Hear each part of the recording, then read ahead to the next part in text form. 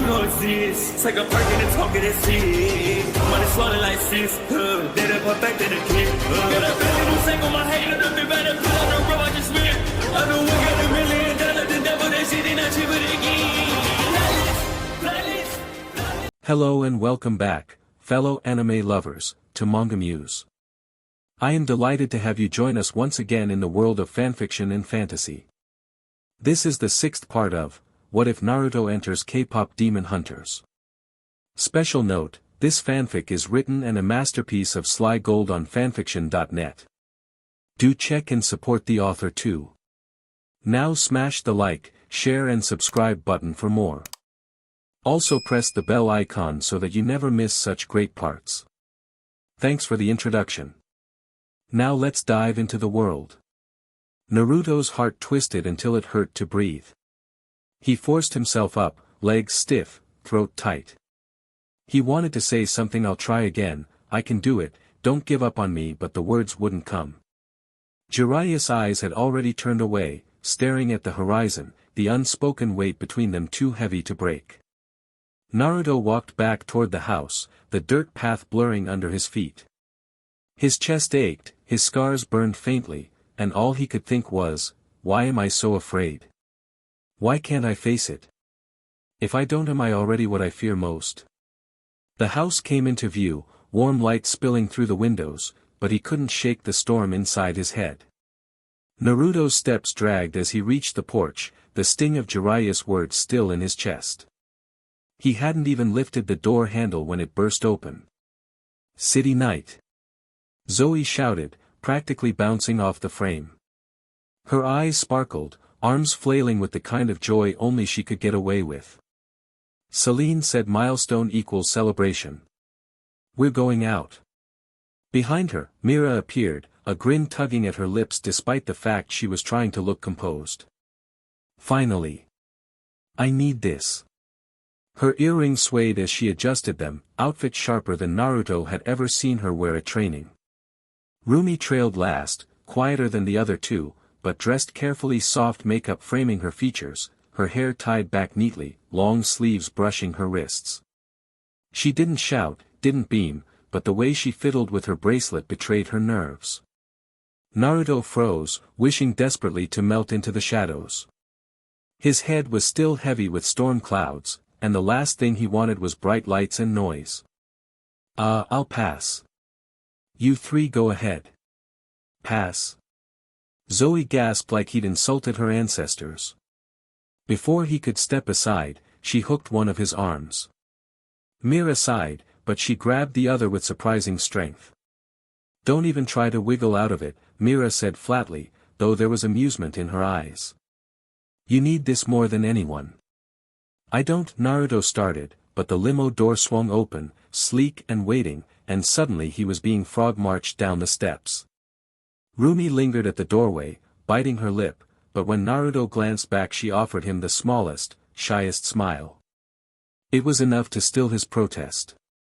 He let Zoe and Mira shove him inside, grumbling under his breath, but his chest ached in a different way now, not from fear, but from something warmer he couldn't name.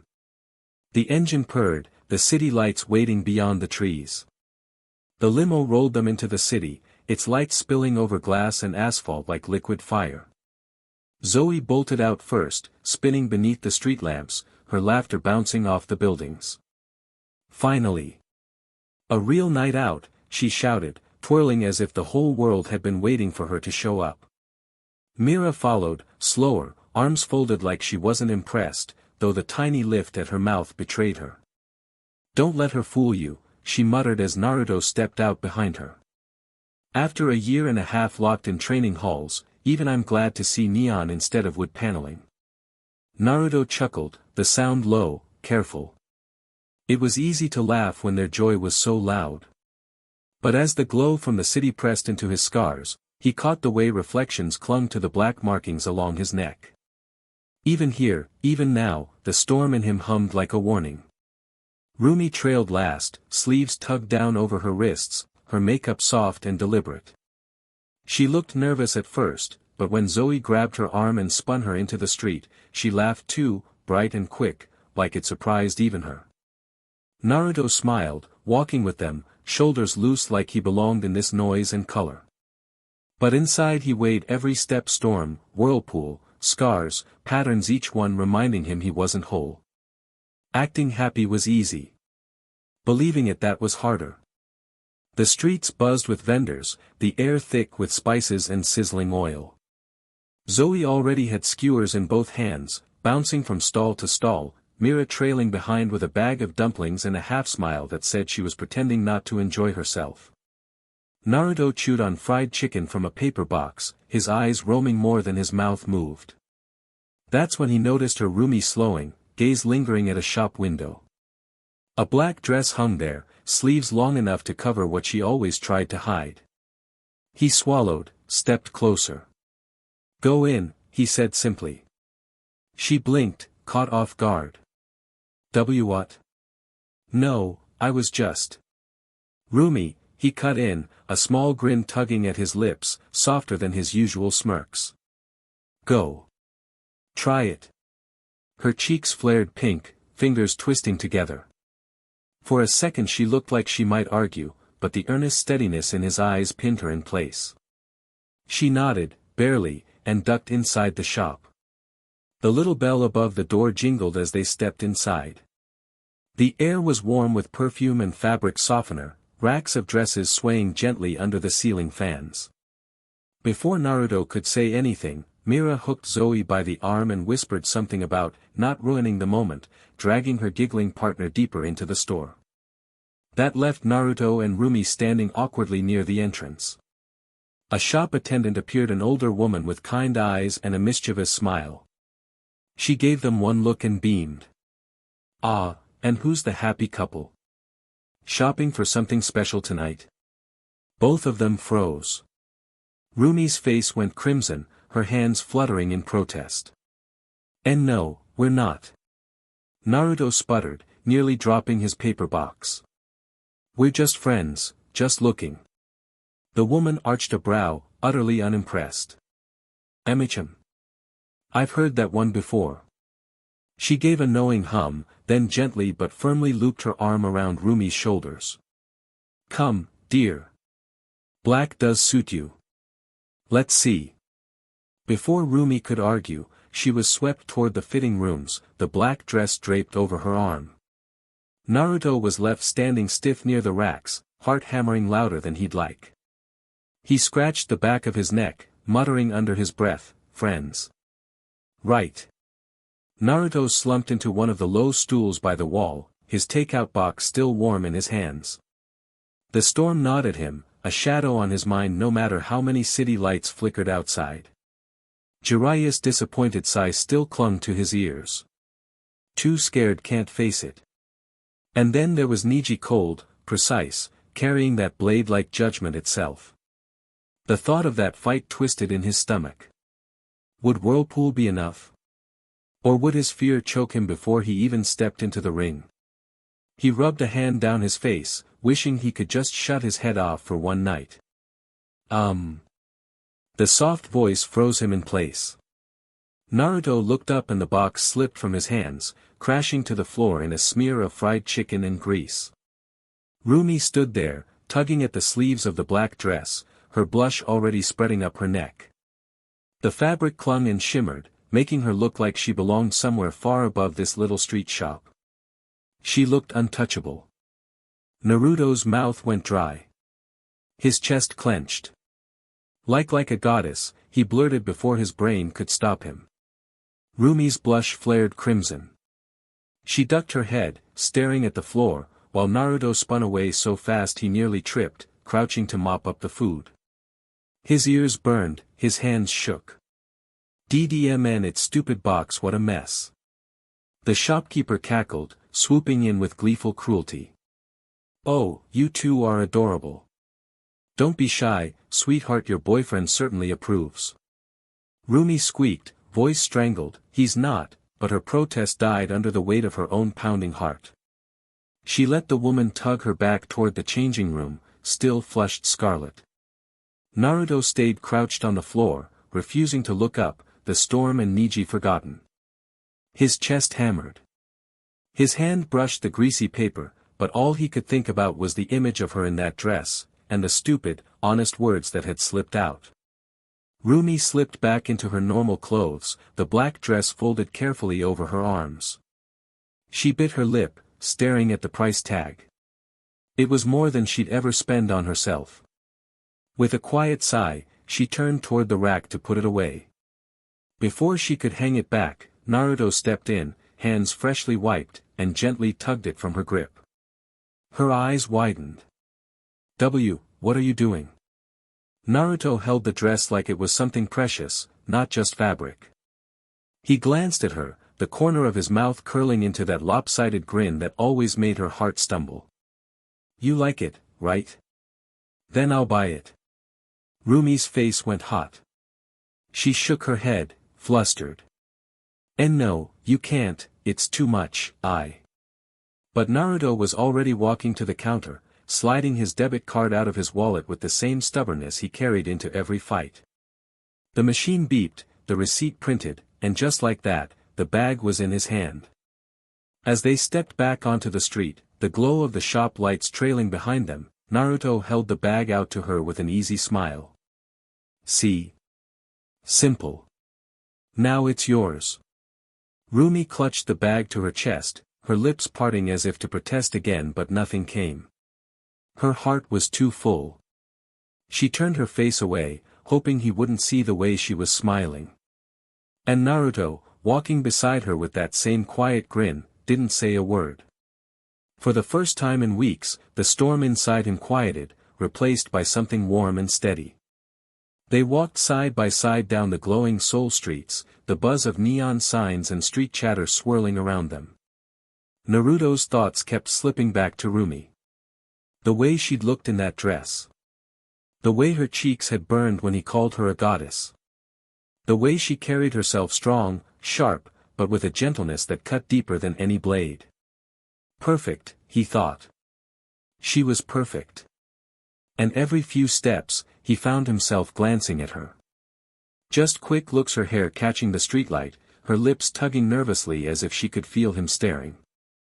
Each time their eyes met, they both jerked their heads away, faces flushed. And yet, a heartbeat later, they did it again. A rhythm neither of them wanted to break. When they turned a corner, the smell of butter, garlic, and searing steak hit them like a wave. Ahead, a Michelin star restaurant gleamed, all glass doors and warm lighting. Mira and Zoe stopped dead, eyes wide, practically drooling as they stared at the golden sign. Naruto chuckled under his breath. Why the hell not? Inside, the four of them approached the front desk. The hostess, sleek in her black dress, gave them a skeptical once-over. Do you have a reservation? Naruto just smiled, unbothered, sliding 2 cards across the counter. One with the Namikaze name etched in clean silver script. The other, embossed with Ika Publishing. The hostess blinked, her brows lifting. Are you affiliated with this account? Naruto leaned forward, his grin tilting almost cocky. I'm his godson. Recognition lit her face. Instantly, her stiff demeanor melted into warmth. Of course. Right this way. Mira and Zoe exchanged wide-eyed looks, whispering like kids sneaking into a forbidden party. Rumi, still clutching the bag with her new dress, walked close beside Naruto. She tried to keep her expression calm, but her heart wouldn't stop hammering. Naruto slid his hands into his pockets, casual, but inside, he felt a quiet surge of pride. For once, he wasn't just the broken boy haunted by storms. He was someone who could give his friends, give her, something bright. The four of them were led to a polished mahogany table near the window, chandeliers glittering overhead. White tablecloths, silver cutlery, glasses already filled with water. It felt like another world from the street vendors they'd just been at. Zoe leaned forward immediately, whispering loud enough to make half the restaurant hear, "Okay, Naruto, how the hell did you pull that off?" Naruto smirked, leaning back in his chair with a shrug. Easy. My godfather's an accomplished writer. His books sell worldwide. Mira tilted her head, curious. What kind of books? Naruto scratched his cheek, hesitating for half a second before grinning. Love. Action. Smut. Zoe choked on her water, coughing into her napkin, while Rumi nearly spat hers out. Smut, she sputtered, cheeks flaming. Mira, ever the responsible one, tried to jump in. They're not just smut, they're actually really well. She froze mid-sentence, realizing her mistake. Every head at the table turned to her slowly. Naruto blinked. Rumi's jaw dropped. Zoe's grin spread wider than the Han River. Oh my god, Zoe drawled, pointing at Mira with a triumphant finger. You read them. That's what those little orange books in your bag are. Mira's entire face turned crimson. It's not. There. Before she could bury herself further, the waitress approached gracefully, pouring cool water into their glasses as if she hadn't overheard a thing.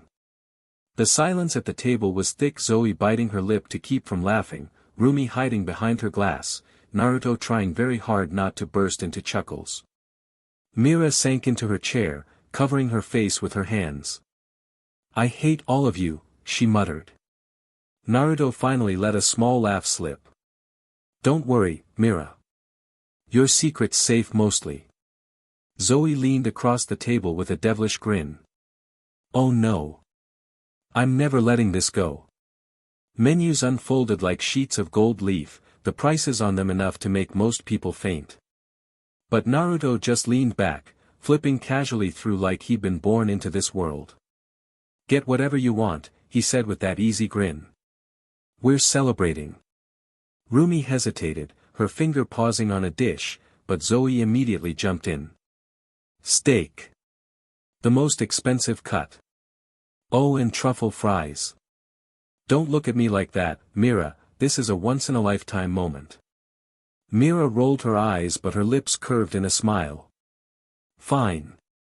I'll try the duck, I guess. Rumi finally looked up, cheeks still a little pink, and murmured, I'll have the pasta. Naruto didn't even bother glancing at the prices again, just nodded at the waitress. Steak for me too. Medium rare. As the waitress walked away, the chatter rose, unforced and lively. Zoe was full of energy, bouncing from story to story, Mira kept pretending to scold her but laughed anyway, and Rumi sat across from Naruto, shoulders easing, the faintest smile on her lips as she listened. Naruto leaned his elbows on the table, soaking it all in. The clink of glasses, the glow of chandeliers, the sound of their laughter echoing off the polished wood, it was warm in a way. He'd almost forgotten. Sure, he had Sasuke and Sakura in the hollow, in the exams, comrades who stood by his side. But there, every laugh was borrowed against the threat of death, every smile shadowed by fear. Here there was none of that. Just light. Just them. Zoe teased Mira about the books again, Mira flushed red but fired back with her own jabs, Rumi chuckled softly, and Naruto found himself smiling without even meaning to. The ache in his chest loosened. For once, he wasn't the hunter, wasn't the boy burdened by scars and patterns, he was just Naruto, sitting at a table with the people he cared about. For the first time in what felt like forever, he didn't feel broken. He felt home. The food came out on silver trays, the aroma filling the air before the plates even hit the table. Zoe's eyes went wide at her steak, Mira arched an eyebrow at the duck as though she wasn't sure if she should eat it or frame it, and Rumi twirled the fork in her pasta almost shyly. Alright, Naruto said, cutting into his own steak, who's betting Zoe doesn't finish hers? Zoe scoffed. Are you kidding? This is nothing. She carved a massive piece and shoved it into her mouth, cheeks puffed like a chipmunk. Mira groaned and reached for her water. You're impossible. Hey, at least she's happy, Naruto said with a laugh, pointing at Zoe with his knife. Mira, I've seen you hide snacks in your training bag. You can't talk. Mira froze mid-bite.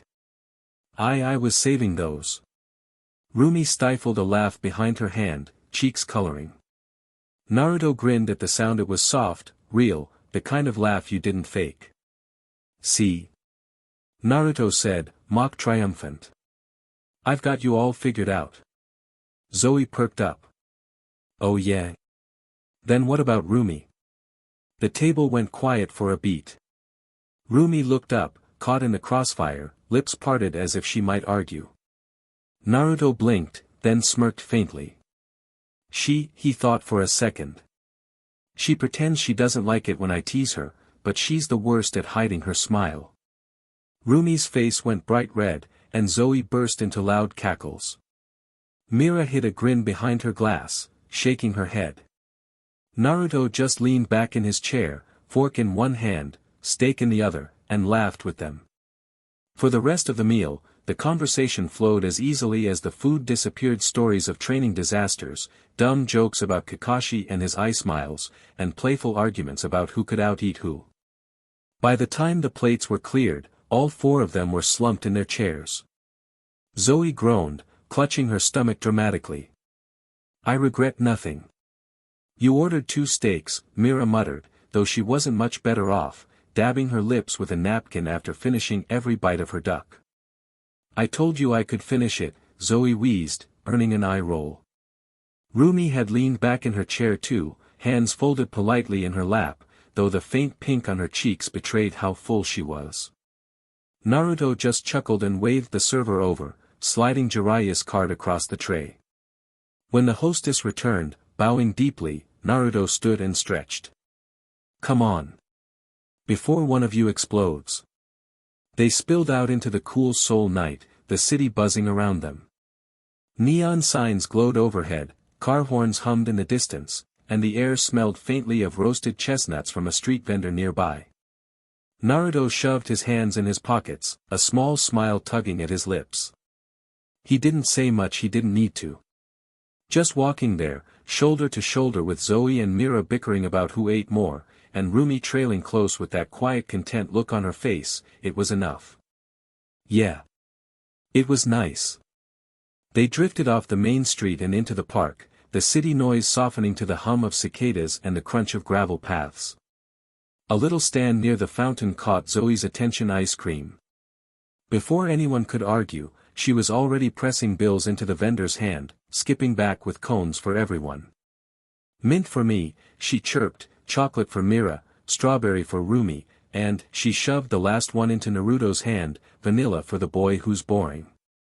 Naruto grumbled but took it anyway, licking the edge before it dripped. They walked under the trees, the cones glowing pale under the street lamps. Rumi glanced at his vanilla more than once, nibbling shyly at her own. Naruto caught it, blinking. Want some? Her eyes widened, strawberry already melting down her fingers. And no, Come on, he said simply, holding it out like it was the easiest thing in the world. His smile was gentle, no teasing in it. Her heart slammed in her chest. With shaking hands, she leaned in, took the smallest bite from the edge. Sweet, cold, simple. But her cheeks burned hotter than fire. She'd never done something so innocent and felt so flustered. It's just vanilla, she told herself. Just vanilla. Then why does it taste like him? Naruto just shrugged and bit into the same spot again without thinking. Rumi nearly dropped her cone. Her chest felt like it was about to burst. Indirect kiss, oh gods. Her heart was racing, soft and giddy, and she didn't know if she wanted to laugh or cry. Behind them, Zoe gasped and squealed, indirect kiss, loud enough to turn heads. Mira, usually the reserved one, even cracked a grin, covering her mouth with her hand. Naruto frowned at them, totally clueless. What? It's just ice cream. He took another bite, oblivious, while Rumi all but hid behind her cone, pink all the way to her ears. He doesn't even realize. He doesn't know what he's doing to me. They wandered deeper into the park, cones dripping down their fingers, laughter spilling into the night air. Zoe walked ahead, humming loudly, twirling in little circles like the world was her stage. Mira kept pace beside her, rolling her eyes but smiling despite herself. Naruto strolled in the middle, licking his vanilla without a care, occasionally pointing out silly things in the trees like a squirrel that had stolen someone's popcorn bag. He was so normal. Calm. Like the storm she knew raged inside him wasn't there at all. Rumi trailed just a step behind, her strawberry long gone but her heart still hammering. Her lips tingled where she'd tasted his ice cream, her mind replaying it over and over. An indirect kiss. Gods, Rumi, you're hopeless. It's just dessert. It's just Naruto, but why does it feel like more? Zoe glanced back, eyes glinting mischievously. Rumi's awfully quiet back there, she sang. Maybe she's still tasting vanilla. Mira snorted into her hand, trying not to laugh. Careful, Zoe. Tease her too much and she'll swing that cone stick at you. Rumi's face burned, her fingers tightening around the little paper wrapper. She tried to protest, but the words tangled on her tongue. She couldn't bring herself to deny it, not when her cheeks betrayed her. Naruto just blinked at them all, utterly lost. What's wrong with vanilla? It's good. He shrugged, oblivious, and kept walking. That simple smile, unbothered and warm, only made Rumi's chest ache harder. He has no idea what effect he has. No idea that just standing here, eating ice cream, makes me want to keep him safe forever. Her hand drifted unconsciously to her sleeve, brushing the fabric that hid her patterns. For the first time, she didn't feel the weight of them as much. Not when he looked at her like that, not when he smiled without judgment. She smiled softly to herself, falling into step beside him. Even if he didn't notice, she decided, that was okay. Just being here sharing this night, this warmth was enough. For now. Mira and Zoe wandered off, lost in their own whirlwind of chatter and laughter, their ice cream dripping as they teased one another. Their noise faded into the background, leaving only the fountain's gentle trickle and the hum of the city night. Naruto sat slouched on the stone ledge, his hand swishing through the water, sending ripples across the glowing surface. Rumi eased down beside him, smoothing her skirt, her heartbeat quick in her chest. Thanks for coming, she said softly, almost like she was afraid to break the quiet. It means a lot. Naruto turned to her, his grin small but genuine. I enjoyed it. It's nice to just slow down, you know. Appreciate the finer points in life. Her chest tightened. He wasn't talking about the food stalls or the rides or even the city, she could feel it. And she realized she wasn't either. The conversation slipped into smaller things, words that didn't matter as much as the way they said them. Every laugh between them felt too loud in the hush of the night, every glance lingered a little longer than it should have. Then silence. Naruto's fingers stilled in the water. He looked at her, and Rumi realized he wasn't carrying that heaviness for once. His eyes were softer, lighter, almost boyish again. She felt her breath catch as his gaze flicked down to her lips and then away, embarrassed. She hadn't even realized she was doing the same until her own pulse leapt in her throat. The world seemed to fall away. The bustle of soul blurred, the fountain's glow wrapping them in a small circle of light. For a heartbeat, it felt like they were the only two people alive. Neither spoke. Naruto's lips parted slightly, uncertain, and Rumi felt her own breath falter. She closed her eyes because she couldn't hold his gaze anymore, because if she didn't, she'd shatter. When she felt the space between them close, her whole body leaned forward on instinct. Naruto's eyes fluttered shut too. And then soft, hesitant, almost fragile, their lips touched. The kiss wasn't hurried or burning. It was gentle, tentative, like testing the water with your hand only to find it warm enough to sink into. A moment that stretched out, lasting forever and only a second all at once. The fountain rippled. The world held its breath. And for the first time in so long, Naruto wasn't haunted, and Rumi wasn't hiding. There was just them, and the kiss that made everything else vanish. The kiss deepened only in meaning, not in force.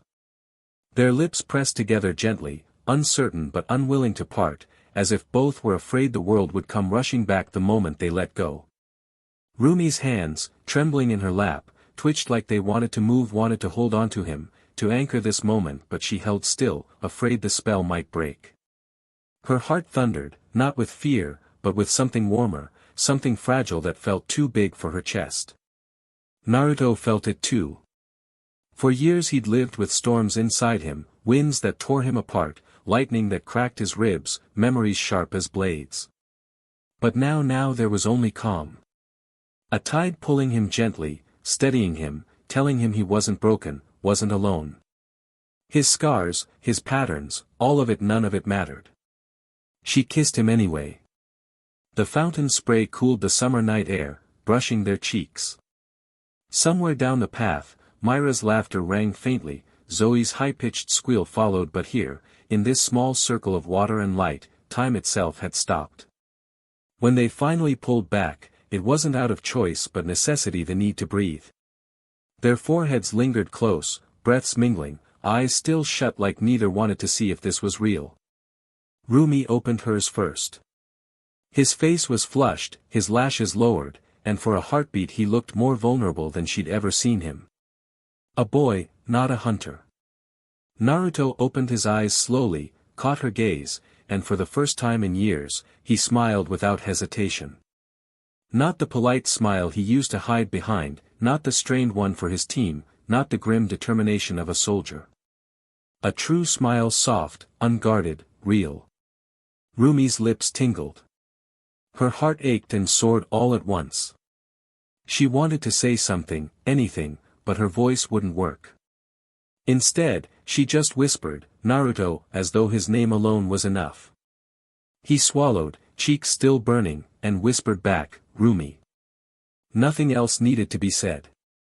For that one night, in that one kiss, they weren't sealers or hunters, weren't weapons forged in war.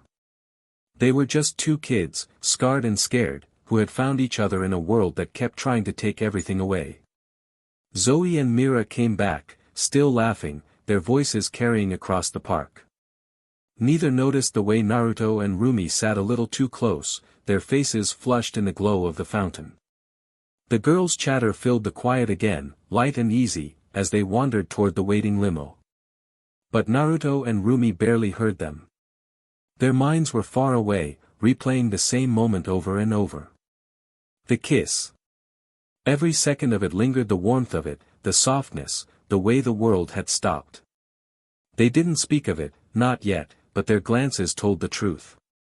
Zoe's laughter, Myra's teasing remarks, the city lights, all of it faded to background noise. As they rose to follow the others, Naruto's hand brushed Rumi's, just briefly, and her heart skipped again. They didn't need to say a word. For both of them, the night had already been written in memory. And as they walked back together, the echo of that kiss stayed between them, too strong to ignore, too fragile to name. The ride back was filled with Mira and Zoe's chatter, their voices tumbling over each other as they relived every moment of the night, Zoe gushing about the food stalls, Mira pretending she wasn't impressed by the city but smiling all the same. Rumi sat pressed to the window, her cheeks still warm, her thoughts spinning too fast to join in. Naruto leaned back in his seat, arms folded, letting the girls' voices wash over him like distant music. Zoe teased Mira, Mira fired back, and laughter bubbled through the limo, but Naruto and Rumi barely spoke.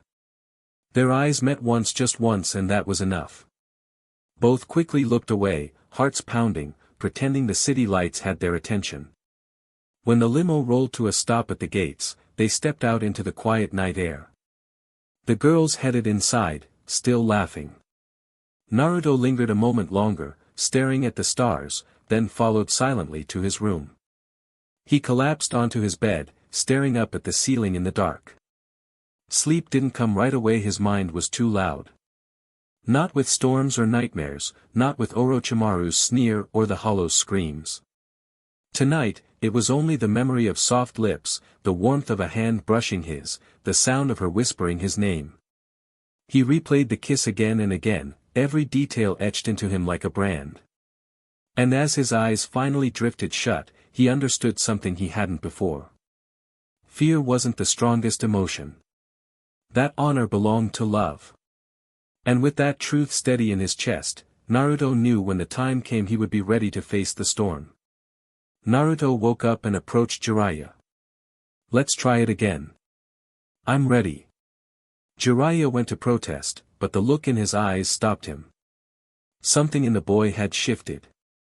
Naruto sat cross-legged on the stone, his breathing steady, slower this time.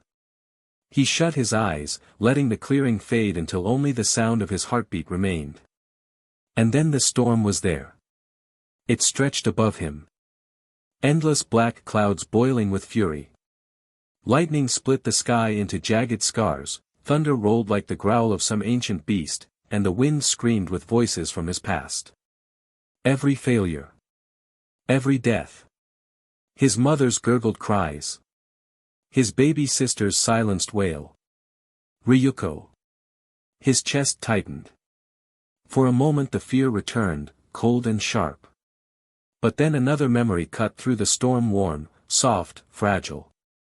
A kiss beneath the glow of a fountain, Rumi's lips brushing his, her breath trembling against his own.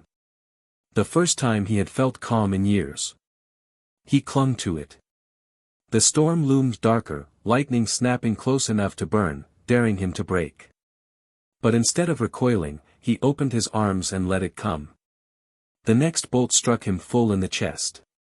And instead of pain, warmth. Energy raced down his arms, alive, wild, but steady. The storm didn't reject him. It embraced him. Just like she had. Outside, Jiraiya's eyes widened as arcs of electricity crawled across Naruto's skin. At first, static snapped along his fingers, then blue current coursed in lines, glowing faintly against the black flame markings on his neck. His hair lifted, weightless in the rush of air, and the ground trembled as the wind roared around him in a spiraling column. But Naruto didn't falter. The storm raged, yet beneath its roar he heard something else, a note, low and resonant, almost like the hum of her voice when she laughed. The fury wasn't only rage. It was beauty. And now he understood, the storm wasn't trying to destroy him. It was carrying him forward. Lightning danced across his skin, steady and warm. The wind howled like a mother's arms, holding him even when he faltered. For the first time, he wasn't afraid of being swept away. But then his chest tightened. He gasped, lips parting, no air moving. Outside, Jiraiya froze. Kid. Minutes passed. Naruto sat rigid, glowing faintly, the storm pulling him deeper and deeper. His heart still beat, but his body wasn't breathing. 5 minutes. Panic tore through Jiraiya. He lunged forward and slapped Naruto hard across the face. Naruto's eyes snapped open as he gasped, like breaking the surface of water after drowning. He clutched his chest, trembling, electricity still sparking across his skin. "What the hell, Jiraiya?" he shouted. Jiraiya's voice shook despite his scowl. "Kid, you weren't breathing. For 5 minutes." Naruto froze. His veins still hummed with lightning, but now his hands trembled. The storm was appealing, yes, but it could swallow him whole if he lost himself in it. And yet when he shut his eyes, he remembered her lips again. Rumi. That kiss. That warmth. Maybe that was the answer. Fear wasn't the strongest emotion in the storm. Love was. The first sparks tickled harmless, like static before a storm. Then they surged, wrapping around him in hungry coils, until his whole body hummed like a live wire. His blade felt weightless in his palm, eager to be swung.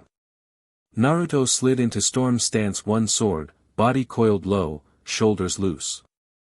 It was his stance, his creation, something that should have been second nature. But the moment he moved, lightning snapped down his arms, propelling the blade faster than thought.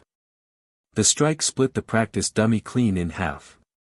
Before he could blink, his body was already lunging again, a second slash cutting through 3 posts stacked behind it. The air rippled, the ground groaned. Naruto staggered but didn't stop. The current wouldn't let him. His body surged forward, blade flashing, each movement too sharp, too fast. Trees cracked like thunder. Rocks exploded into shrapnel. He tried to breathe in rhythm, tried to anchor himself in the calm of Whirlpool, but Storm was nothing like Whirlpool. Whirlpool flowed, steady and guiding. Storm raged, demanding speed, demanding destruction. A slash went too low, carving a trench into the dirt. Another went too high, lightning cracking through the branches and dropping burning needles of pine. Naruto gritted his teeth, willing his muscles to slow, but the lightning coursed through him like a second heartbeat, dragging him forward. Faster. Always faster. He nearly lost the blade when it caught the ground, sparks screaming up the steel, throwing him off balance. He righted himself by instinct alone, chest heaving, eyes wide. His mind screamed at him to stop, but his body flooded with speed, with power refused. The next lunge was a killing blow, the kind meant to end battles, not training posts. His sword arced, lightning trailing like a comet, and it would have carved a crater deeper than anything before. Until a heavy hand clamped onto the back of his neck and yanked him backward. Naruto crashed into the dirt, sparks snapping across his skin, his sword buried tip first in the earth.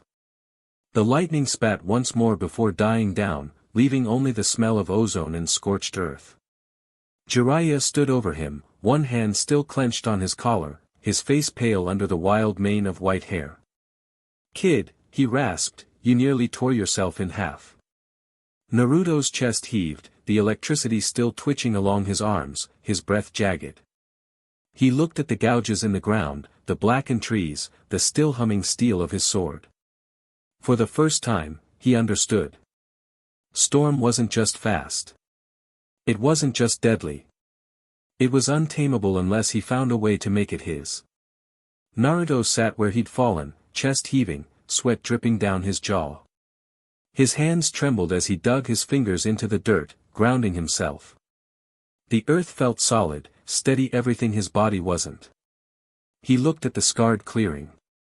Posts shredded into splinters, trenches cut deep enough to swallow his legs, branches smoking. That wasn't training. That was carnage. Whirlpool had never been like this. Whirlpool caught him when his arms gave out, lifted him when his legs trembled. The current wrapped around him like a friend, steady and relentless, but never cruel. It flowed, patient and strong, until he could match its rhythm. Storm was different. Storm didn't catch him, it hurled him forward, faster than thought, until his own mind couldn't keep pace. Every strike felt like it belonged to someone else, his body a weapon on strings pulled by lightning itself. It wasn't guiding him. It was using him. He flexed his hand. The aftershock still twitched his muscles. He hated the way it felt like his own body wasn't his anymore. Naruto grit his teeth. If he lost himself in it, if he let the storm decide everything, then he was no better than the demons they hunted. He wouldn't become that. He closed his eyes, forcing his breath into the same rhythm Jiraiya had taught him for Whirlpool, in for 4, out for 6. His heart slowed. The storm still hissed under his skin, restless, but for the moment it didn't drag him.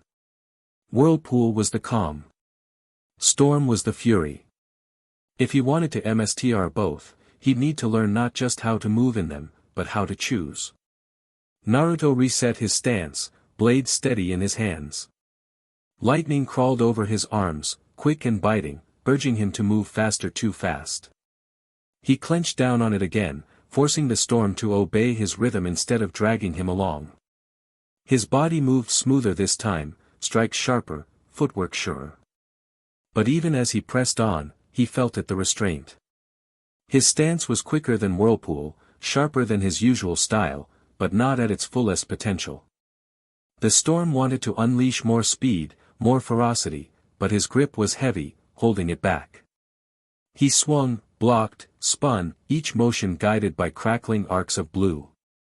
The current surged to make him faster, deadlier, but his brain couldn't keep up. To stay in control, he had to dampen it, make the storm smaller than it truly was. Naruto grimaced, sweat dripping down his jaw. His movements were good, better than ever, but not what he knew they could be. The storm was only half awake, its true fury caged inside his fear of losing control. He paused, chest heaving, electricity still flickering faintly across his shoulders and wrists. Even in this restrained form, the stance was lethal. But he knew it wasn't the real storm dance. It was only a shadow of it. The potential lingered in the crackling air around him untapped, waiting. He trained for the rest of the week with lightning coursing through his veins, every movement sharp and lethal. His strikes cracked through the air fast, direct, killing blows. Each move sparked, arcs of blue leaping from the blade's tip, every jab more precise and deadly than his base form. Day by day, he pushed the current further, until the clearing echoed not just with the whistle of steel but with the crack of thunder each time he moved.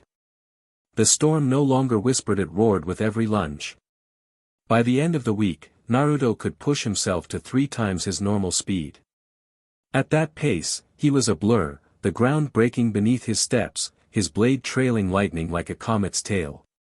But no matter how hard he pressed, no matter how many times he picked himself up from the dirt, that was where he capped out.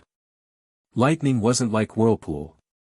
The water steadied him, caught him when fatigue set in, guided his arms like a friend who would never let go. Lightning was different. It was a stimulant, pure and ruthless, shocking every nerve and muscle into action whether his body was ready or not. It gave him speed, but at a cost. Each burst left him trembling, his chest burning, his limbs heavy. The faster he moved, the quicker exhaustion set in. And so, even with thunder at his heels and lightning dancing along his skin, Naruto learned a bitter truth: storm wasn't a style that carried you when you faltered. It demanded everything, and if you gave too much, it would burn you out.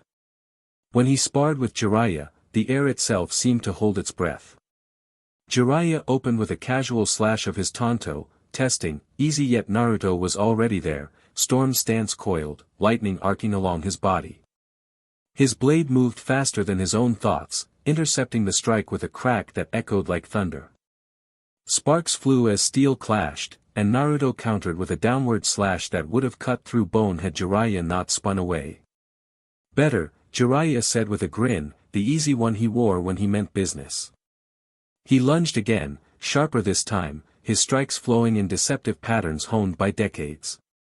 But Naruto didn't falter. His lightning surged, shocking each nerve, dragging his body to keep up. His feet struck the ground in bursts, his blade snapping forward like a thunderclap. The clearing rang with steel and thunder. Every swing of Naruto's sword hummed with electricity, the edge of his speed forcing Jiraiya to parry with real effort. A move lanced forward too quick, too sharp, and Jiraiya twisted aside only barely, the hem of his sleeve sizzling where the lightning grazed him. Naruto pressed harder, slashes whirling like fangs of the storm, each step faster, his strikes sharper. His chest burned, lungs screaming for air, but the storm drowned it out, carried him forward. He was no longer chasing Jiraiya's rhythm, he was setting it. Jiraiya's eyes narrowed. He flipped his tanto into a reverse grip and surged forward, striking fast and low. Naruto blocked, sparks exploding from the clash, but Jiraiya's free hand snapped out, aiming a strike for his ribs. Instinct alone saved him. The lightning surged, forcing his body to twist, blade whipping around in time to parry. Jiraiya barked out a laugh. That's it. That's the storm. Naruto roared, driving forward. His blade blurred, thunder cracking with each slash, his speed pushing past what should have been possible. Jiraiya stepped back, and back again, his grin wide. For the first time, the old hunter was the one being pressed, forced to try or be cut.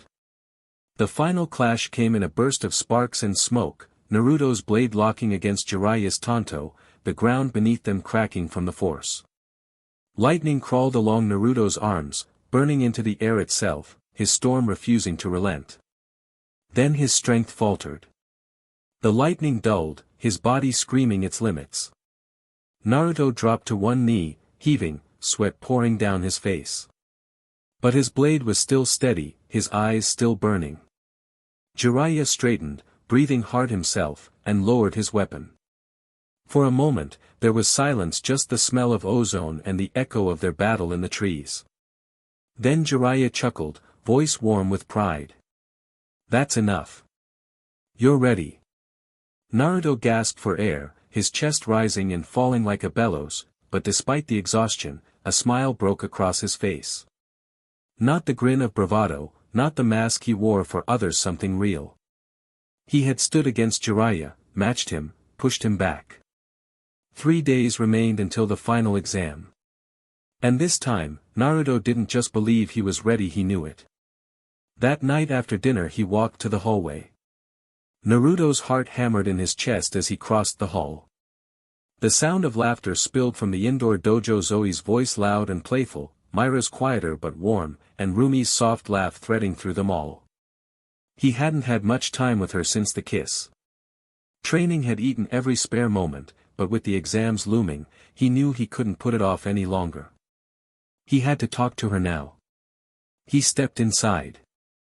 The 3 girls looked up from their sparring drills, sweat on their brows, smiles still lingering. Rumi's eyes found him first, and her smile changed brighter, softer, just for him. His chest tightened.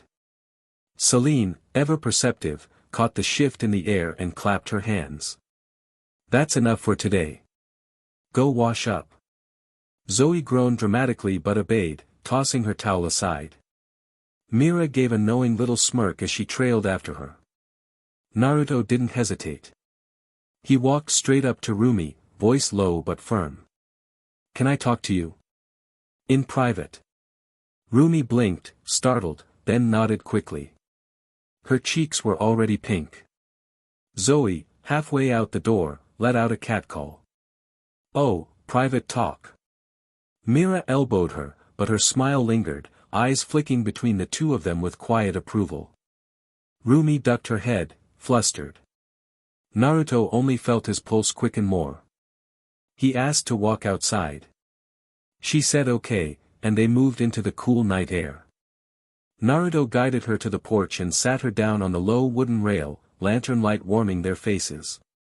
For a moment he just watched her, how the lamplight made her hair glow, how her hands folded in her lap, and his heart kicked too fast.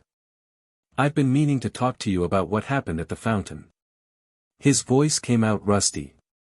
Rumi's cheeks flushed. He hated that he was making her pink, but he kept going. But between training and mastering these styles for the exam, I haven't had a chance. I guess what I'm trying to say is, he swallowed, steadied himself, and decided to stop circling the point. Want to go on a date? The words tumbled out blunt and open.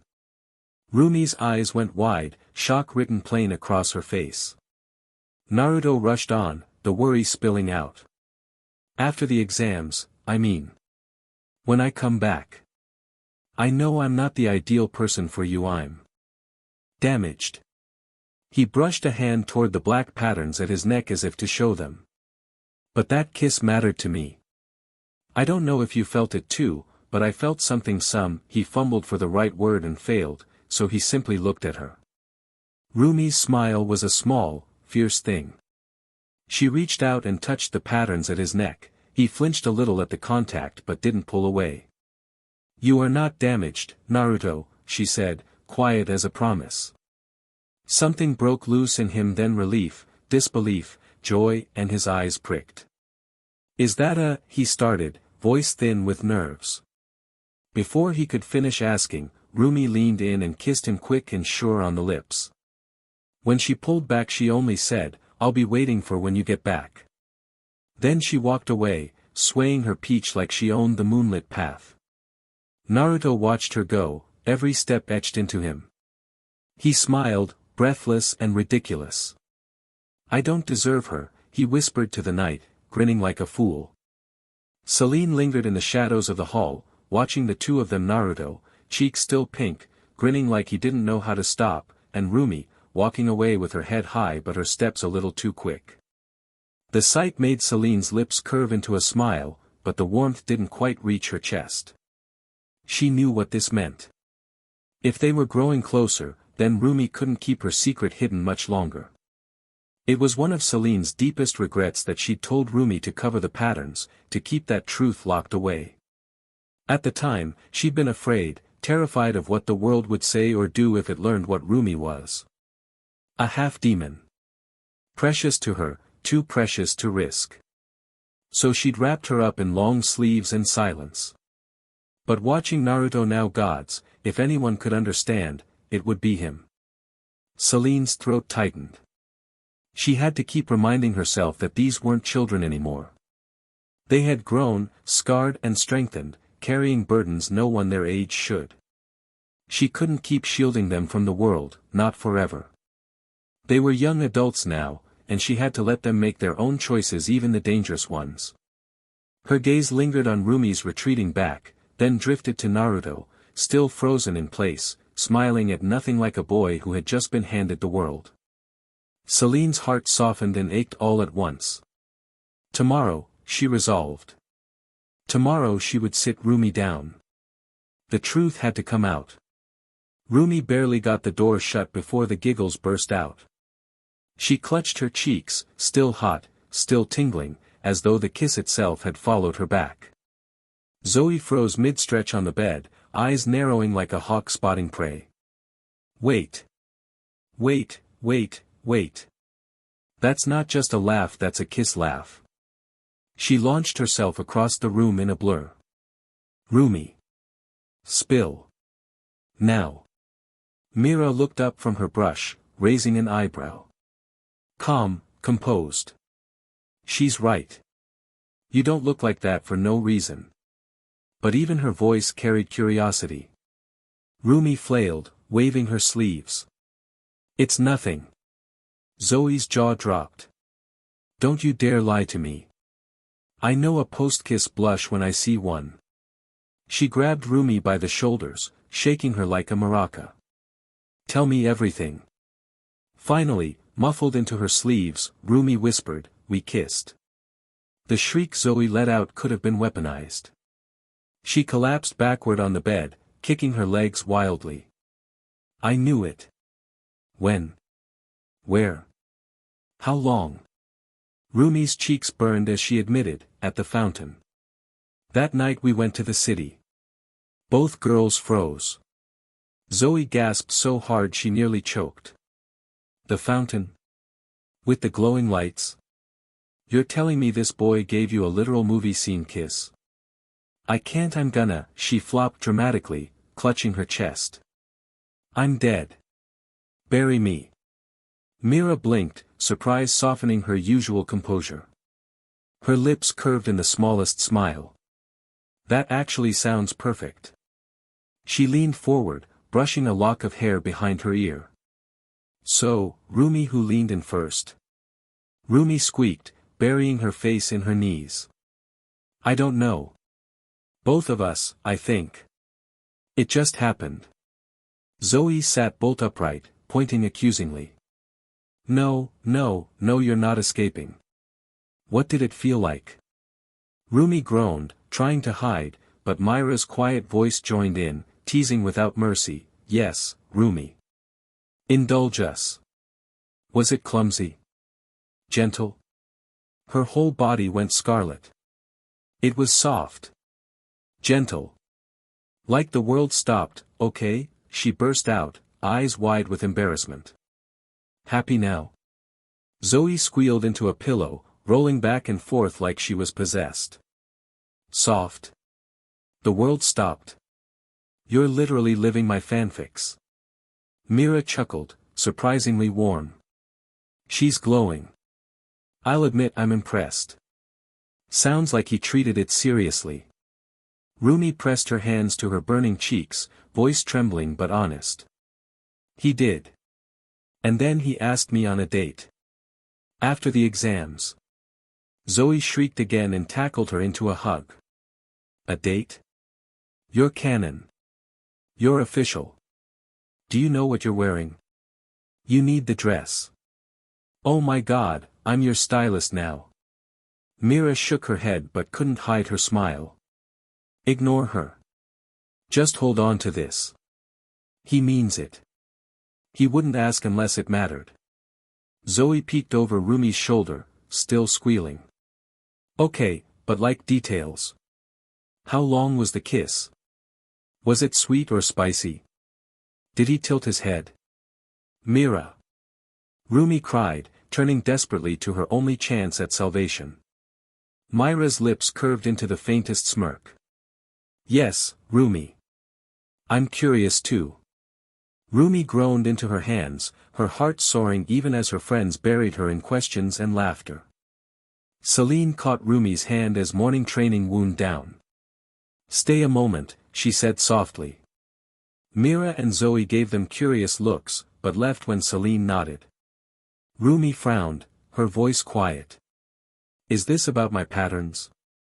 Celine nodded. I think it's time you told Naruto. Rumi gasped, her breath catching. Why? I thought I had to hide them. The dojo was still, the air heavy with her trembling words. Rumi sank down, knees drawn to her chest, her fingers gripping the sleeves that covered the marks like they were her last shield. Her breathing came ragged, uneven. Celine knelt in front of her, voice soft but firm. Rumi, you don't have to hide anymore. Rumi's head shook hard, tears spilling down her cheeks. But you told me to, she whispered, broken. You said long sleeves, no questions, no one can know. You made me think I was wrong. That I was. Her voice collapsed into sobs, her body trembling as though the words themselves had wounded her. Celine's heart cracked open.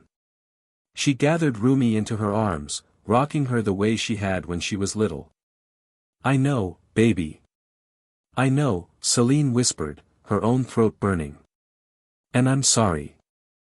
I was scared of the world, of how people would treat you. I thought I was protecting you. But all I did was make you believe you were something to be ashamed of. That's on me, not you. Rumi clung tighter, her tears soaking through Celine's shoulder. I'm scared, Celine. What if he sees them? What if Naruto looks at me and hates me? What if he only sees the marks? Celine eased back, cupping her face, brushing her tears away with rough thumbs. Her eyes burned, but her voice stayed steady, fierce. He won't. If anyone could ever understand what you carry, it's Naruto. He won't see a demon. He won't see a curse. He'll see you. Just you. And he'll accept you. Rumi's breath hitched, her wide eyes searching Celine's face for something solid to hold on to. And it's not just Naruto, Celine went on, gentler now. Zoe. Mira. They should know too. Because they're not just teammates, Rumi, they're your family. They love you already. You think patterns are going to change that? No. You don't hide from family. The word struck deep, making Rumi's chest ache. She thought of Zoe's endless chatter, Myra's quiet encouragement, the way the three of them had laughed together just last night like the world couldn't touch them. The thought of showing them terrified her, but for the first time, it didn't feel like a death sentence. Fresh tears spilled, her lip trembling. I don't want them to look at me differently. Celine leaned their foreheads together, her voice low and absolute. They won't. And if I ever made you believe your patterns were something to hide, then I am so sorry. You are not a mistake. You are not a demon. You are Rumi. Appealing, stubborn, brave Rumi. My girl. Their sister.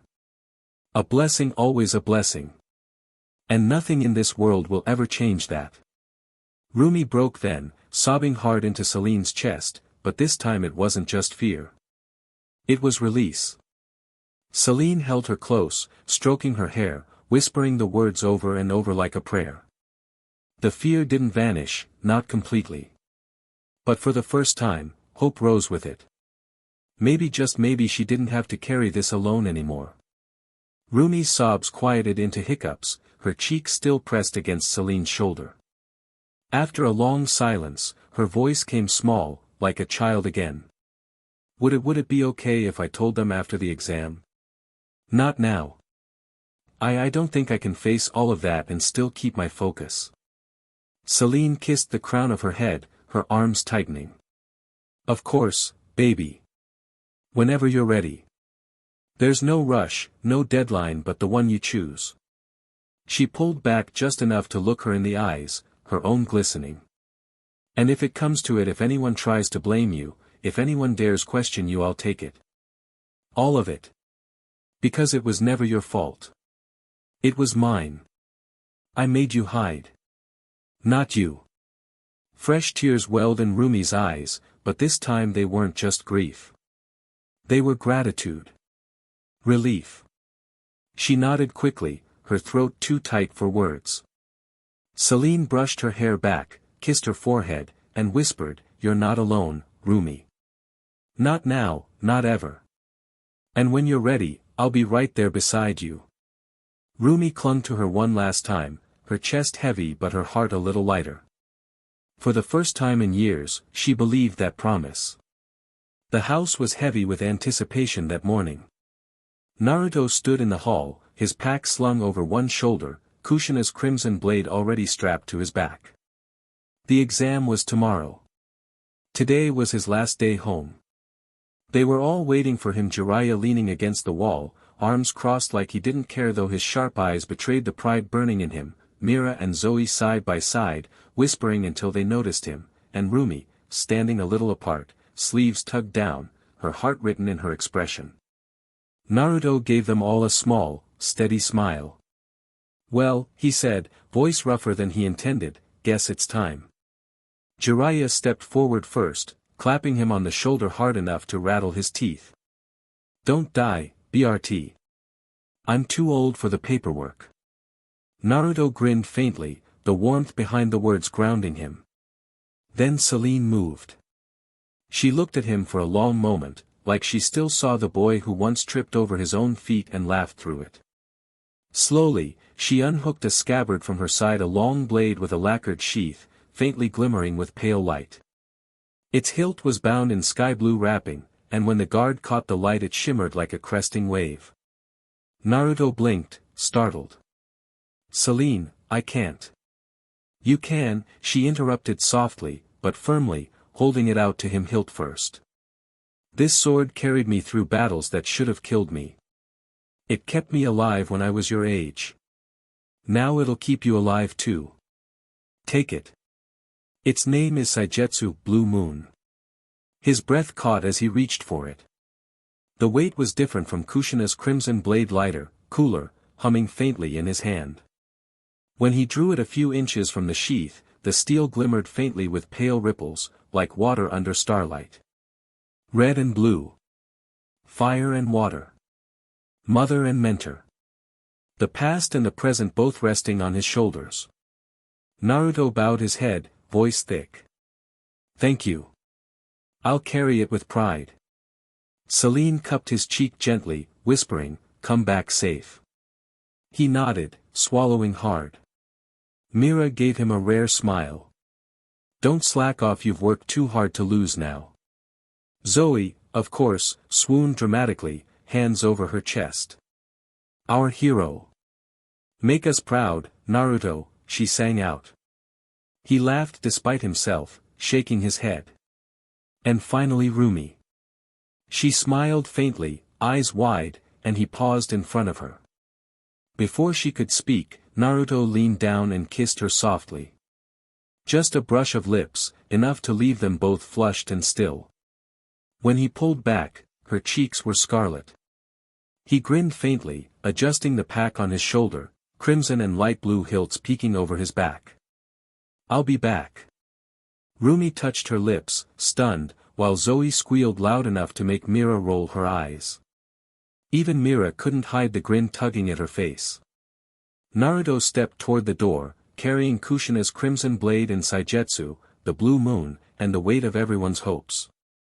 Every step closer to the exam was a step closer to proving he wasn't broken, not to the world, not to himself, and not to the people waiting for him to return. Naruto walked toward the waiting limo, both blades strapped across his back, Kushina's crimson sword and Celine's blue moon gleaming in the light. His pack hung heavy, but his shoulders didn't sag. Everyone stood behind him, their eyes on his back, Jiraiya with arms folded but pride burning in his gaze, Celine with quiet strength, Zoe practically bouncing with excitement, Mira watching with her steady, sisterly calm, and Rumi smiling faintly, cheeks still pink from the kiss. At the door, Naruto paused. He turned just once, looking back at all of them. The weight of their faith, their love, their trust pressed into his chest, steadying him more than any blade could. He smiled soft but certain. Then he stepped into the limo. A boy who had once carried nothing but grief was gone. In his place sat a hunter, a son, a comrade, and a man ready for anything. The helicopter blade slowed as it touched down on the Leaf's landing pad, kicking up dust and scattered leaves. Naruto stepped out, the weight of his twin swords across his back, his ID already in hand. The guards straightened as they scanned it, their eyes flicking between his face and the name etched in black. Uzumaki Namikaze. A murmur rippled between them before they snapped to attention and waved him through. The road beyond led straight to the arena. It loomed massive, circular walls of stone and steel rising like a fortress. The roar of the crowd carried even outside, thousands of voices layered together, hunters, civilians, foreign guests, and officials who'd come from across nations just to see who would rise and who would fall. High above, box seats gleamed under banners, where the Hokage, the Kazekage, and lines of other government heads had already gathered. Their sharp eyes turned the air heavier, as if the trials inside would echo across entire countries. Naruto's boots struck the cobblestones as he was led through a guarded entry and into the underbelly of the Colosseum. The roar of the crowd dimmed to a low thunder behind the walls, replaced by the hum of machines and flicker of screens. The waiting room was large, lined with couches and metal benches. Bright monitors filled the walls, showing feeds of the audience, the arena, even the officials' box above every angle laid bare so no one could pretend the world wasn't watching. The finalists were already there. Some lounged as though this was just another spar. Others paced, blades unsheathed and hands twitching, nerves carved into every step. A few sat rigid, their faces stone masks, though the slight tremor of their legs gave them away. Naruto paused at the threshold, letting his eyes sweep over the room. Sasuke sat in the corner, calm but taut like a bowstring. Sakura perched on the edge of a couch, hands folded tight, the new lines of determination etched across her face. Across from them, the Sand siblings leaned together, their presence drawing wary glances from everyone else. And scattered among the rest the heirs, the survivors of the Hollow, boys and girls who'd clawed their way here. This wasn't the noisy chaos of the first trials. This was a silence thick with anticipation, each person lost in their own storm. Naruto walked in, head high, his presence immediately drawing glances, whispers. Some eyes lingered on the faint marks creeping up his neck, the remnants of Orochimaru's bite, but he ignored them. He found a seat near his teammates, dropped into it, and leaned back. The hum of the crowd above filtered through the stone, distant but undeniable. The finals had begun. Sasuke and Sakura noticed him first. Naruto didn't walk into the waiting room like the boy who'd left a month ago, tired, frayed, carrying the weight of the Hollow. He walked in steady, eyes clear, shoulders squared. Different. Stronger. A man, not just a boy. He smiled at them, not forced, not strained. A real smile, one that made Sakura's lips part in surprise. Neji, across the room, glared daggers at him, but Naruto didn't even glance back. His confidence wasn't bravado, it was rooted. Instead of settling near his teammates, Naruto crossed the room to where Gaara sat, earphones in, head tilted slightly like the noise of the crowd above didn't exist.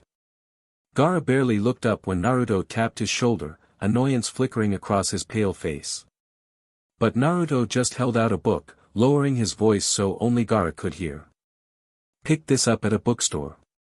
Thought you'd like it. It was the first volume of the Twilight series.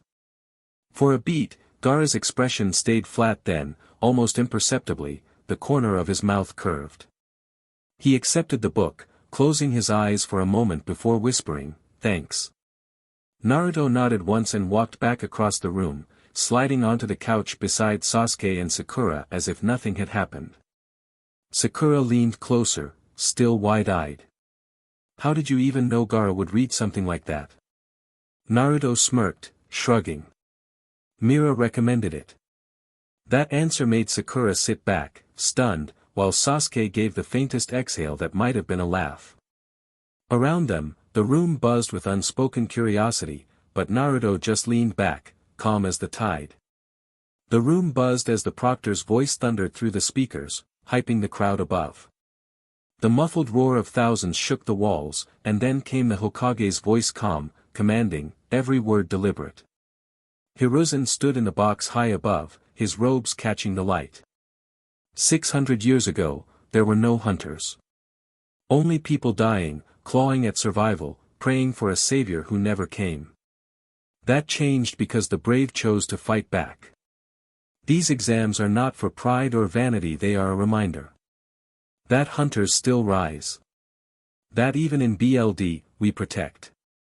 Today, these young hunters prove themselves not just to us, but to the world. The crowd roared, the noise shaking the air like thunder. First match, the proctor barked. Naruto Uzumaki Namikaze vs Niji Hyuga. Gasps rippled through the stands. Two prodigies, two heirs of names heavy with history. Naruto rose calmly from the couch, rolling his shoulders once, and strode toward the platform. Niji stood opposite, eyes cold and unreadable, blade already at his side. The platform shuddered, gears grinding, and then it began to rise, carrying both boys up into the open arena. The sunlight hit them first, blinding, then the deafening roar of the crowd washed over them like a wave. From above, it looked like two young titans being lifted to a stage made for gods. Hunters in the crowd leaned forward in their seats, whispering wagers, debating styles. Two children of powerful bloodlines, one the sole heir of a slaughtered clan, the other the untouchable genius of the Hyuga. Naruto stood tall, swords at his sides. Niji shifted into his precise stance, his small blade glinting. The proctor raised his hand. Begin. The arena erupted. The arena exploded as soon as Naruto drew both blades.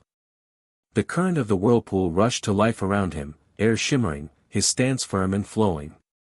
It wasn't just a technique, it was presence, a tide rising to meet the shore. Niji didn't flinch. He slipped a handful of thin needles from his pouch and flicked them forward, casual as breathing. They hissed through the air, fast enough to maim anyone reckless enough to charge. But Naruto didn't dodge. The current caught them. The water-like resonance swirled, snagging the needles mid-flight, and with a crack like a WHP it hurled them back twice as fast. Gasps shot through the crowd as Niji backflipped, his blade flashing. He deflected too, twisted in the air, and landed light on his feet. One needle cut a line across his sleeve, but nothing more. The Hyuga prodigy's expression didn't break. His stance sharpened, precise as clockwork, each movement honed to pierce, not overpower. Naruto exhaled, blade steady. He didn't rush. The whirlpool wasn't about frantic slashes, it was a relentless tide, waiting to pull its opponent under. The match had only begun, but already the crowd leaned forward in awe. Two prodigies, two legacies, clashing currents, one a tide that never stopped, the other a blade that never missed. One of the visiting officials from the states leaned forward, his sharp eyes fixed on Naruto's stance. Two blades, he said, almost impressed. That's no novice's form. Hiruzen inclined his head, pride showing in the faintest crease of his smile. Whirlpool's second form, he explained evenly. Few ever mstr it. It requires not just skill, but the soul to withstand the current. Across the row, a Russian representative with a heavy coat and colder eyes nodded once, though his gaze lingered on the dark markings that crept along Naruto's neck. And the patterns? He asked bluntly, voice carrying just enough to draw the attention of those nearest. Are you sure this boy can be trusted with such a stain? The crowd in the box grew tense, waiting. Hiruzen's hand tightened around his pipe, but his voice was steady. Naruto has it under control. What Orochimaru forced upon him, he has bent to his will. He is no monster. He leaned forward, his eyes locked on the boy below, watching the blade spin with the tide. He is a hunter and a proud one. A hush fell over the officials, broken only by the faint roar of the audience outside the glass. Even those who doubted couldn't deny what they were seeing, a tide given form, a current made flesh, a boy carrying his clan's extinct legacy on his shoulders. Naruto only smiled at Neji, the kind of smile that didn't need words. It was calm, certain and unspoken answer. Neji's lip curled into a sneer. That's nothing, he spat. Fate demands you fall to my blade. You are no hunter, I'll prove it. The platform hummed with the crowd's fever as the two closed the distance. Neji moved like a scalpel, every step measured, every angle calculated. He launched a volley of needles not as a test this time but as a strike meant to find a seam in Naruto's current. They screamed through the air, silver threads meant to pierce the eye or throat. Naruto didn't flinch. The whirlpool wrapped his two blades in its tide and his motion became less attack than ocean. The first needles slammed into that moving water and were swept aside, then hurled back with doubled speed. Neji flipped, parried two of them airtight, but three found rhythm in the backwash and slashed shallow lines across his sleeve and cheek. He ground his teeth, eyes hardening. Neji lunged, the Hyuga's precision turning violent, a fast, twisting move aimed to split the smallest opening. Naruto met it with the whirlpool's second form, both blades spinning, a living current that didn't merely block but redirected. The clash rang like a bell, wind and water braided where steel met steel. Naruto's blades moved in a continuous, crushing circle, each parry folding into a counter and each counter threatening to overwhelm. Neji's counters were brutal in their exactness, fingers flicking, wrist angles changing in the blink between heartbeats. He snapped aside a blade with the tip of his own, slipped in close and tried to drive a dagger toward Naruto's ribs, to catch him when the tide paused. Naruto shifted, the whirlpool tightening like a noose. He angled both swords in a low, flowing arc that trapped Neji's arm in the current and threw momentum against him. For a beat the arena quieted, the sound of 1,000 breaths held. Neji staggered from the force, his calm mask cracked. He recovered with a whirl of motion, eyes blazing, responding with a flurry designed to cut through momentum, sudden feints, needle traps, tiny, poisonous arcs meant to pin and unbalance. Naruto answered with patience. He didn't rush to kill. Whirlpool's strength was in patience and attrition, yet every strike he laid down carried power. The current around him pulsed and pulled, dragging Neji's precision into rhythm with Naruto's blades. Where Neji sought a single, perfect point, Naruto gave him 100 shifting points, a tide that left no steady footing. Above, the box murmured. Raza's interest sharpened, Hiruzen's smile deeper. Even the foreign officials leaned forward. This was no simple duel of schools, it was two philosophies of combat colliding, incisive, surgical strikes against a relentless, enveloping force. And then, when it seemed the whirlpool might simply drown the Hyuga in motion, Neji found an opening, a hairline gap between the blades as the current turned and drove for it with a movement so fast it flickered. The crowd inhaled. Naruto's eyes snapped, the two blades tightening, and for a blazing instant the world narrowed to steel, breath, and choice. Naruto's eyes narrowed as Neji's blade whistled past his ribs, close enough that he felt the cold whisper of steel against his skin. The boy's intent was clear, he hadn't pulled back. He wasn't just trying to win. He was trying to kill. You're trying to kill a comrade, Naruto hissed, fury flashing through his voice. He backflipped away, his sandals scraping the stone, and flung a spread of shuriken to buy space. Neji darted aside with a blur of footwork, barely touched by the flying steel, and came right back in, relentless. Their blades clashed again, the ring of steel sharp over the roar of the crowd. Neji's eyes burned with cold certainty. You are no comrade of mine. You're a pathetic demon. For a split second, Naruto's pattern seared across his skin, hot with a venomous need for revenge.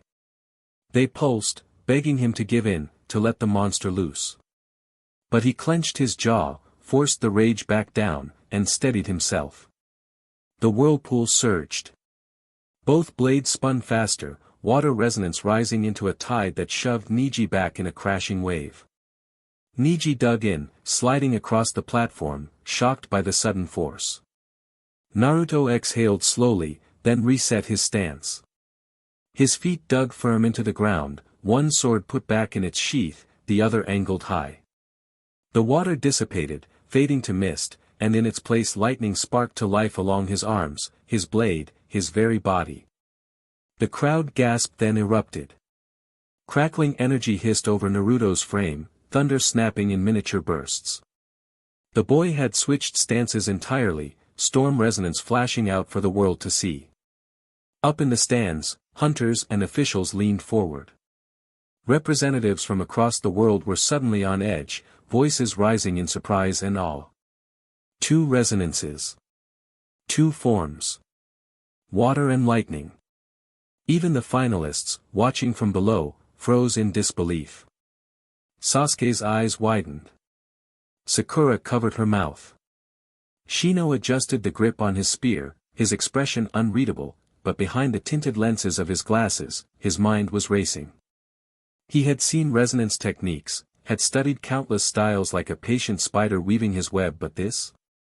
This was something different, something that tilted the balance of the exam. And in the box above, Raza's lips parted in a sharp inhale. Two forms and two elements. This boy, his voice trailed, but his eyes glittered with intrigue. Hiruzen, seated beside him, smiled a knowing, proud smile. On the arena floor, Naruto's storm crackled alive. He raised his sword, lightning arcing down the steel in jagged veins, his eyes locked on Neji with newfound weight. You wanted proof? Naruto growled, his voice low and electric. Then I'll show you what a true hunter looks like. Naruto shifted his grip, dismissing the second blade. The crowd stirred. Storm's stance meant one sword, meant killing blows. But as the lightning crawled up his arm and down the steel, he angled it so the blunt edge faced outward. Then he moved. The crack of thunder split the sky as Naruto shot forward, his single blade a blur. Neji barely caught the first strike, his arm trembling from the force. Before he could reset, Naruto pivoted, the blunt edge slamming toward his ribs. Neji twisted away, breath sharp, but Naruto was already there again, his speed doubled by the storm crackling along his body. Every motion was lethal by design, the kind of precision meant to cut clean through flesh and bone. But each time, Naruto twisted his wrist at the last instant, the blade thudding into Neji instead of tearing him apart. To the audience, it was almost worse proof that he had Neji's life in his hands and chose not to take it. Neji's blade darted in, sharp and exact, aiming for Naruto's chest. Lightning flared, and Naruto's reflexes snapped faster than thought. He sidestepped, brought his sword down hard, and the blunt edge cracked against Neji's guard, rattling the Hyuga to his core. Naruto pressed harder, a storm given shape. His blade hammered from every angle, each strike quick as a lightning bolt, each step echoing like thunder. Neji blocked, parried, turned, but every defense left him sliding back, his breath coming faster, his eyes wide at the speed he couldn't predict. The killing style had become something else in Naruto's hands, not mercy, not weakness, but control. He wielded death without delivering it, and that truth rang louder than the storm itself. The arena shook with noise. The crowd roared at every flash of lightning, every crack of thunder that followed Naruto's steps. What stunned them most wasn't just the speed, it was the restraint.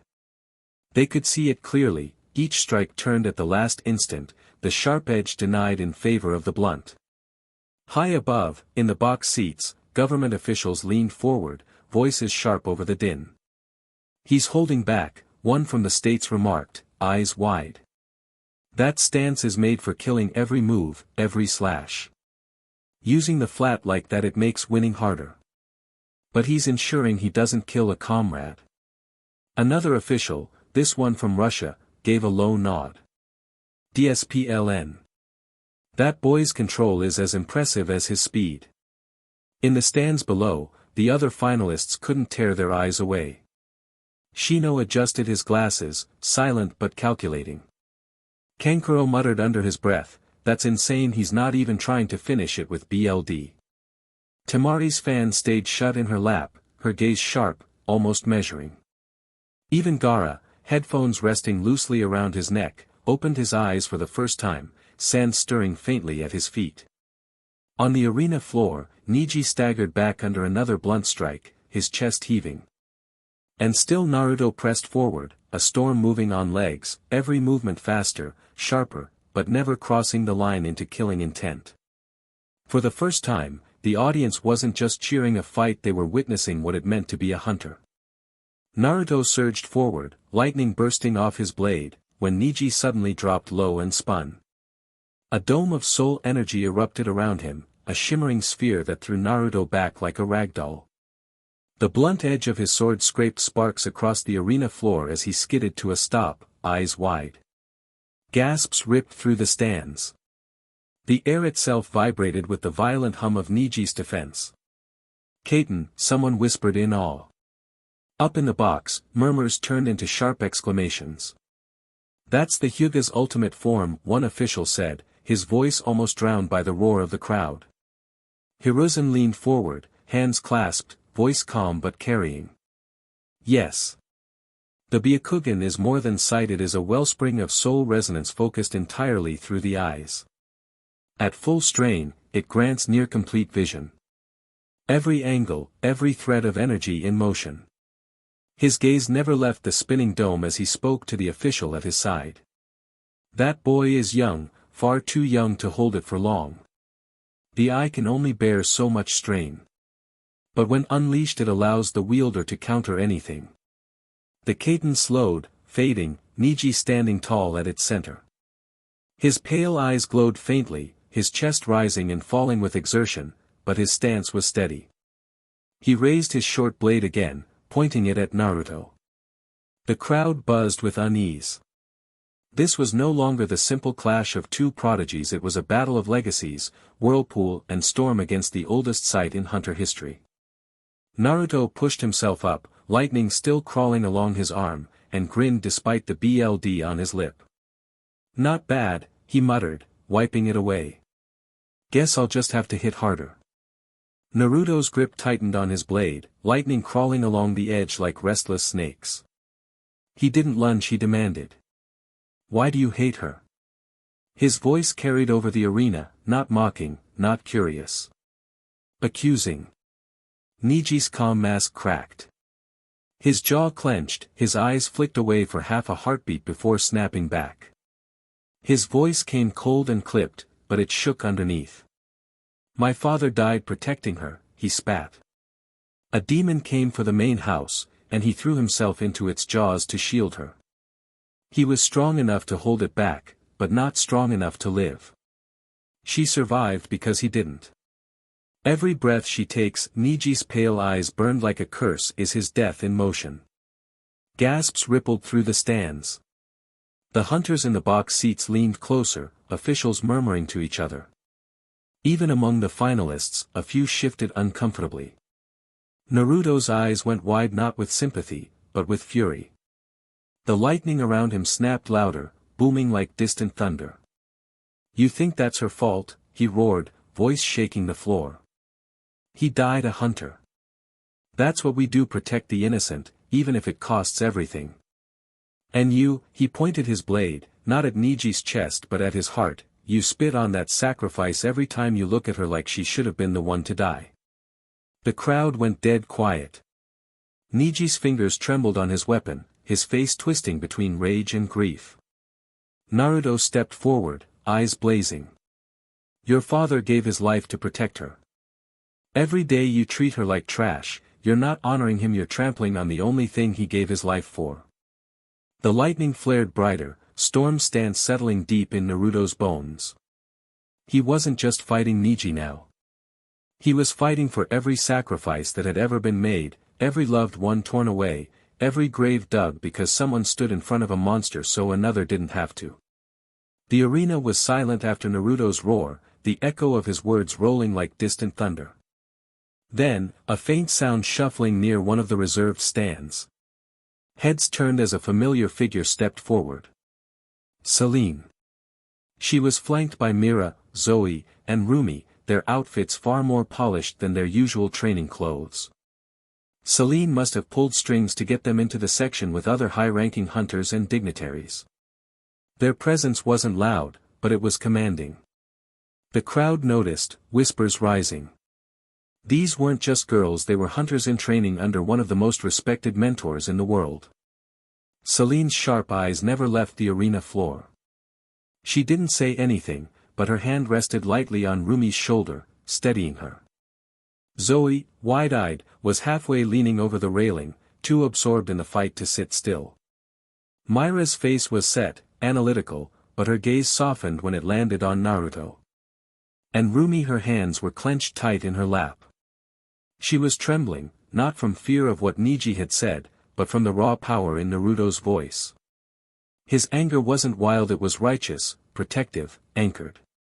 And when she saw the lightning swirl around him, she bit her lip hard enough to sting. The crowd, noticing Celine and the girls, quieted even further. Their presence made Naruto's words cut deeper. This wasn't just one boy shouting his ideals. It was a hunter speaking in front of witnesses who knew his pain, who shared his path. Naruto's voice carried once more, steady as a blade. A hunter's sacrifice is not a curse. It's an honor. Don't you dare disgrace your father by making his death a chain on your cousin. The officials in the box exchanged glances. Raza leaned forward, interested. Hiruzen's lips curled in the faintest, proudest smile. And in the stands, Celine finally allowed herself the smallest nod, her eyes glinting. Niji's voice cracked across the arena like a WHP. What do you know? You're just a demon. The insult echoed. For a heartbeat, the crowd held its breath. Then Naruto's hands moved slow, deliberate as he grabbed the hem of his shirt and tore it off, flinging it aside.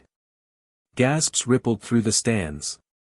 His chest was a map of scars, long-healed but brutal, each one carved deeper than the last. And along his neck, curling like black fire, were the patterns left behind by Orochimaru's bite. I lost everything in one night, Naruto's voice rang, sharp and trembling. His hand jabbed toward his whisker scars, toward the dark marks along his skin. An enemy hunter came into my home and killed them all, my father, my mother, even my little sister. His throat caught, but he forced the words out, his chest heaving. I was 5. And that bstrd marked me before he left. Every time I look in the mirror, I see this. He clawed at the scars on his face. And I have to fight not to throw up. The whole arena had gone silent. Tears rimmed Naruto's eyes, but his voice only rose, shaking the seats as he screamed, so don't you dare tell me I don't know about sacrifice. I live with it every day. But I get up. I keep fighting. I don't blame Jiraiya. I don't blame the Hokage who raised that nuke Nin. I keep moving forward. He took a step closer, whirlpool stance flaring, water spiraling faintly at his feet as the storm above him rumbled in his chest. His next words weren't shouted, they were spoken, low and heavy, but they carried further than any scream. Someday, Neji, you're going to have to wipe the tears away. You're going to have to stop blaming everyone else. Because your father's sacrifice wasn't a curse. It was his gift to you. And every time you spit on it, you dishonor him. The crowd remained frozen, stunned into silence. Even the officials in the box leaned forward. Hiruzen's eyes were wet with memory, and Celine, in the stands with the girls, whispered something no one could hear. But Rumi heard every word Naruto said and her heart ached so hard it felt like it would shatter. Niji's roar split the silence as he charged, his blade a blur of silver arcs. The crowd leaned forward, breathless. Naruto had heard enough. He planted his heel, drew in a single steadying breath, and then shing. Pulled free his second blade. The air trembled. Whirlpool stance. Only this time, it wasn't just water. Lightning bled across the twin currents, weaving itself into the spiraling flow. Sparks hissed as droplets turned to steam midair, water and storm bound together as one. The audience gasped, 1,000 voices rising in unison. Two resonances merged. The current exploded outward in a crashing wave, both blades cutting through it like the eye of a storm. Niji lunged straight into it, needles and strikes flying in flawless precision, but the whirlpool caught everything. His weapons deflected, his rhythm shattered, until sparks snapped back at him twice as fast, forcing him to backflip and weave away. Naruto pressed forward. Every swing of his twin blades carried the pull of water and the bite of thunder. One slide swept wide, the current dragging Niji scarred off balance, the next jab sparked with lightning, faster than Niji's eyes wanted to follow. The Hyuga prodigy barely ducked under it, the crowd shrieking as the tip carved a streak across the arena wall. Hiruzen leaned forward, lips tight but eyes alight. He's answering both legacies at once, whirlpool and storm. Above, Rasen narrowed his eyes, hands tightening on the rail. Impossible. To merge two soul resonances so young. In the stands, Celine's breath caught as water and lightning whirled together around Naruto's frame, not devouring him, but carrying him, amplifying him. Kushina Minato, your boy is something greater still. Niji snarled, veins bulging at his temples, Byakugan blazing white. You think this will save you? I'll rip through your storm. But as he lunged, he was met not by a boy flailing with borrowed power, but by a current that refused to break. Naruto's blades moved like rivers that struck with the fury of thunder. Niji screamed, every ounce of fury and pride pouring into his blade. Soul energy erupted, blazing into the shape of a lion's head that wrapped itself around the steel, jaws snapping with his will. The beast wasn't just for show, its pressure warped the air, its fangs ready to tear through anything. The Hyuga prodigy roared, this ends now. Across from him, Naruto's storm howled to life. Twin blades spun, pulling water and lightning into a cyclone that surged around his frame, crackling arcs splitting the air. The whirlpool swelled, but the thunder made it hiss, made it alive, like a serpent coiled to strike. The crowd rose to their feet, 1,000 voices drowning in the roar of storm and lion. Officials leaned forward, breathless.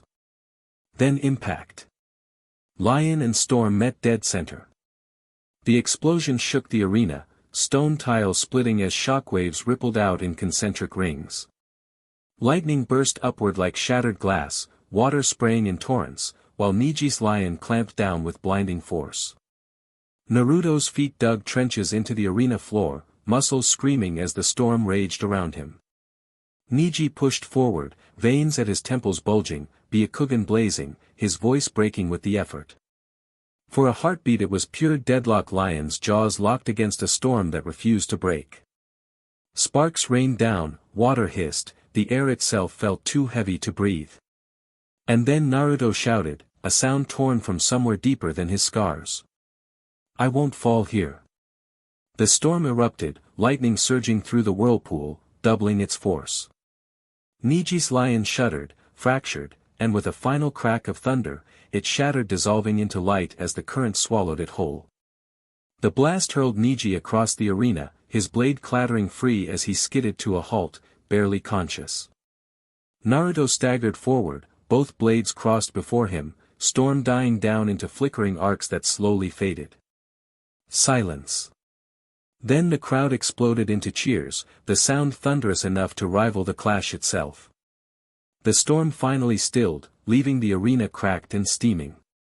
Naruto stood in the center, chest heaving, twin blades still faintly humming with residual energy. Across the rubble, Niji lay defeated, barely conscious, his lion resonance shattered to dust. For a moment, no one moved. The silence stretched, heavy with disbelief. Then the crowd erupted, a tidal wave of cheers, applause, and chants that shook the walls of the stadium. Up in the stands, Sakura's eyes brimmed as she clutched the railing, whispering through a shaky grin, he did it, he really did it. Sasuke, stoic as always, allowed himself a small smirk, pride flickering in his dark eyes.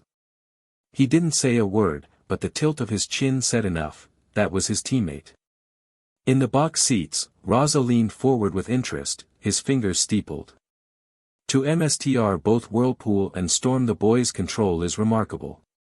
Hiruzen, smoke curling from the pipe forgotten in his hand, smiled with a rare, unguarded pride. That's Minato's boy, he murmured softly, almost to himself. And Kushina's. Around them, government officials exchanged quick words, some scribbling notes. A representative from the states adjusted his tie and grinned.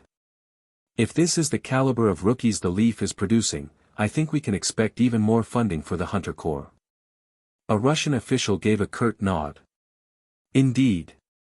Clearly the hunters have not slackened in their greatness. To see such raw talent it reassures the world. Back in the crowd, the girls were on their feet.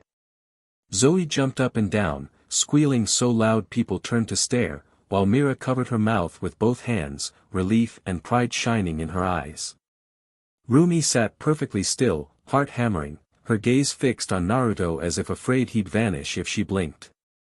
And Naruto battered, scarred, but standing lifted his head, hearing the roar of the crowd. For once, he let the sound wash over him without shame. He didn't smile, not yet. But his eyes were steady, as if whispering a promise. This was just the beginning. The roar of the crowd still echoed in his ears as Naruto stepped off the platform, sweat drying on his skin, blades heavy in his hands. He moved through the tunnel beneath the arena, the light dimmer here, the noise muffled. His heart still raced, not from fear anymore, but from release he had done it. Then he saw them.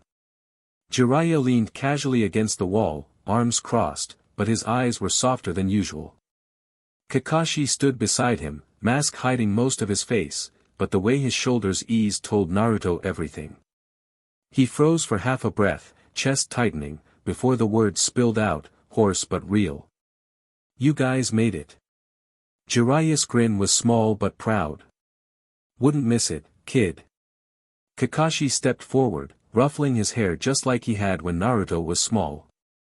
His voice was quiet, but steady, like a hand on the shoulder. They would be proud. For a moment, the noise of the arena vanished.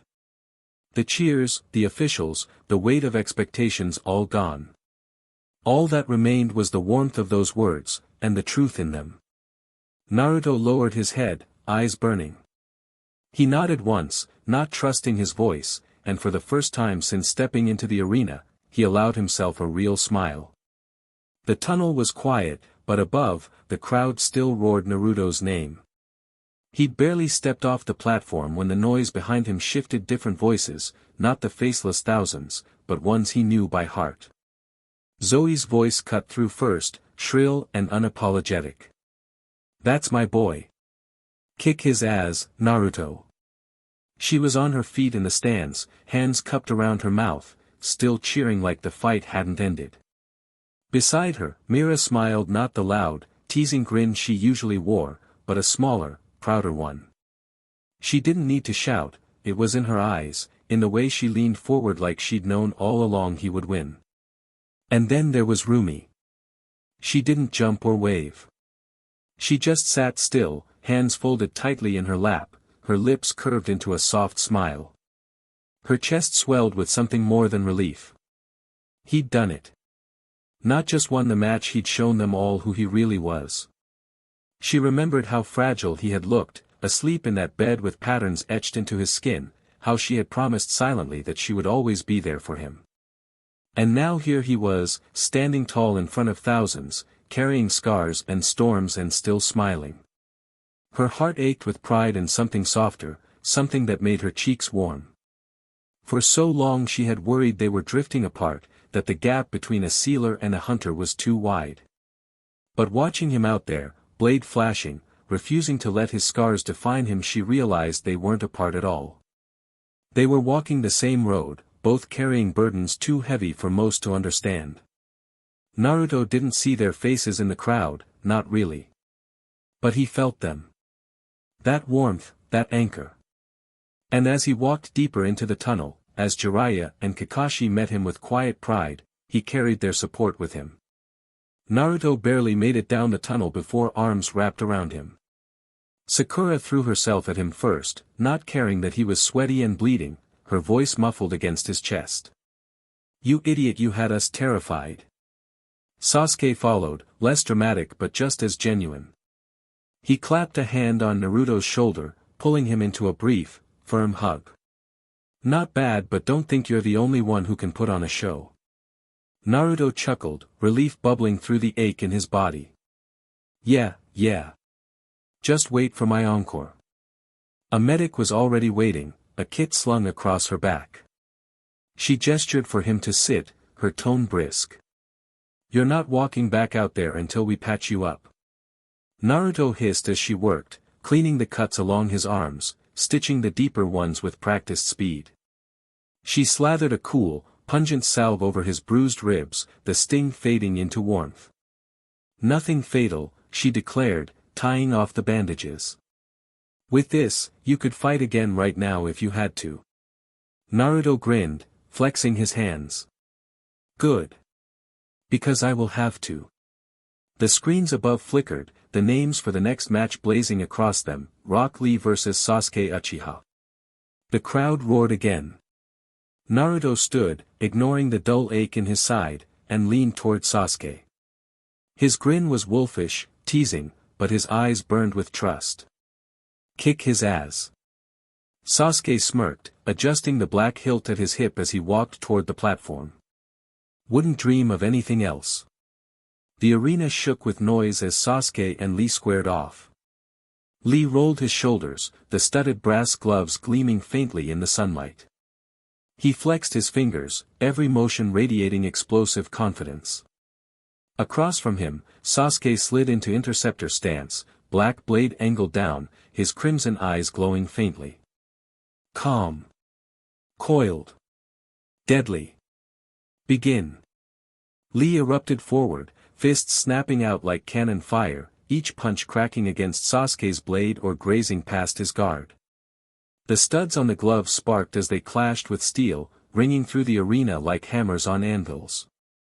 Sasuke parried with ruthless precision, every slash tight and efficient, the Sharingan tracking every twitch of Lee's body. But Lee didn't slow. He pressed harder, weaving low, coming in fast and close, his fists battering against Sasuke's arms, chest, and blade. Each strike had weight, each one dangerous enough to cave ribs. The crowd gasped at the fury of it, the relentless speed of the taijutsu prodigy driving Sasuke back step by step. Officials leaned forward, the tension in the box palpable. "Those gloves make his fists like weapons," one muttered. "If he keeps the pressure, Sasuke won't last." But Hiruzen's gaze didn't waver. "Watch," he said quietly. Sasuke's lips curved into the faintest smirk. He pivoted sharply, intercepting Lee's latest punch with his shoulder, and in that same instant his Sharingan flared burning bright, alive. Flames burst from him, sudden and violent, wrapping around his form in a blazing inferno. The air shimmered, heat rolling across the arena floor. The fire didn't just burn its sword, curling upward, shaping itself into the form of wings. A phoenix, rising from his back, each plume of flame alive, defiant. The crowd roared, some gasping, others in awe. Lee skidded to a halt, sweat sliding down his brow as the heat hit him full force. For the first time, his fists lowered an inch. And Sasuke stepped forward, blade gleaming black against the storm of fire, the phoenix behind him shrieking silently as if declaring to all, the Uchiha legacy still burned. The phoenix didn't just flare behind Sasuke, it moved with him, fire curling along his limbs, wings beating in rhythm with each strike. Every mistake Lee made, every slight overextension or mistimed punch, was punished instantly. The flames lashed out with precision, forcing Lee back in bursts of heat and searing light. Sasuke's stance was the same as always, interceptor, but now it was amplified, cold, calculated, untouchable. His Sharingan read Lee's every twitch, and the phoenix punished them with merciless timing. Blade and flame moved as one, a deadly combo of steel and fire that left Lee straining just to keep up. The brass-studded gloves hammered forward, Lee's grit and determination blazing as bright as the flames against him. He ducked, weaved, and came in hard, his fists cracking the air, but Sasuke turned each attack into an opening. A sidestep, a twist, a flick of his blade and the phoenix's fire surged across Lee's guard, scorching his skin, forcing him to retreat again and again. The crowd roared as the rhythm became clear, Lee advanced, Sasuke countered, and the phoenix punished. Again and again, until it felt inevitable. In the stands, the officials leaned forward, murmuring. Cold. Ruthless. That isn't just power, it's control. He's weaponized his resonance to perfect the clan stance. And in the box above, Hiruzen's eyes softened despite the flames below. The boy has come a long way, he said quietly, though his chest ached at the mention of the brother whose betrayal had left Sasuke carrying the Uchiha name alone. The fight reached a fever pitch, the arena echoing with every clash of fist and blade. Then Lee stopped holding back. His body surged, a green aura flooding around him, not wild or extravagant like Sasuke's flames, but sharp, clean, focused. His every step blurred, his every strike cracked the air like cannon fire. The officials gasped, sitting forward in their seats. That's no ordinary speed, he's amplifying his very body with resonance. One of them exhaled. So young, and he's already learned to weaponize pure spirit energy to enhance his limits. The glow wasn't appealing, but it was raw, it was grit incarnate. Each punch hammered against Sasuke's guard with new force, the studded brass glove sparking against steel, pressing him back for the first time. Even the phoenix faltered, its rhythm disrupted as Lee's strikes came faster, sharper, his body moving in ways that seemed to ignore fatigue. Sasuke's Sharingan whirled furiously, tracking, adapting, but Lee's sudden acceleration made even those crimson eyes strain to keep pace. Down in the waiting room, Naruto sat forward, eyes wide, his chest tight with pride. That's Lee, that's really him. The crowd roared with every impact as the underdog's glow cut through the phoenix's fire, two prodigies colliding in a storm of fists, flame, and sheer willpower. Up in the stands, the clash of Sasuke and Lee drew more than cheers, it drew silence in places, the kind of silence that comes when people realize they're watching something rare. Kakashi leaned back, his single eye locked on every detail of Sasuke's footwork. He's pushing harder now. That phoenix isn't just for show, it's guiding his rhythm, punishing every mistake. Guy was already on his feet, fists shaking with pride. Yash. That's it, Lee. Don't falter. Show him the power of youth's resolve. Beside them, Asuma exhaled a sharp puff of smoke, shaking his head with a low chuckle. DMN. Those two are something else. If this is the next generation, we're in good hands. His tone carried genuine admiration. Sasuke's precision, Lee's raw drive, it was the kind of fight that made even veterans sit forward. Kurenai, however, was still frozen, her eyes wide.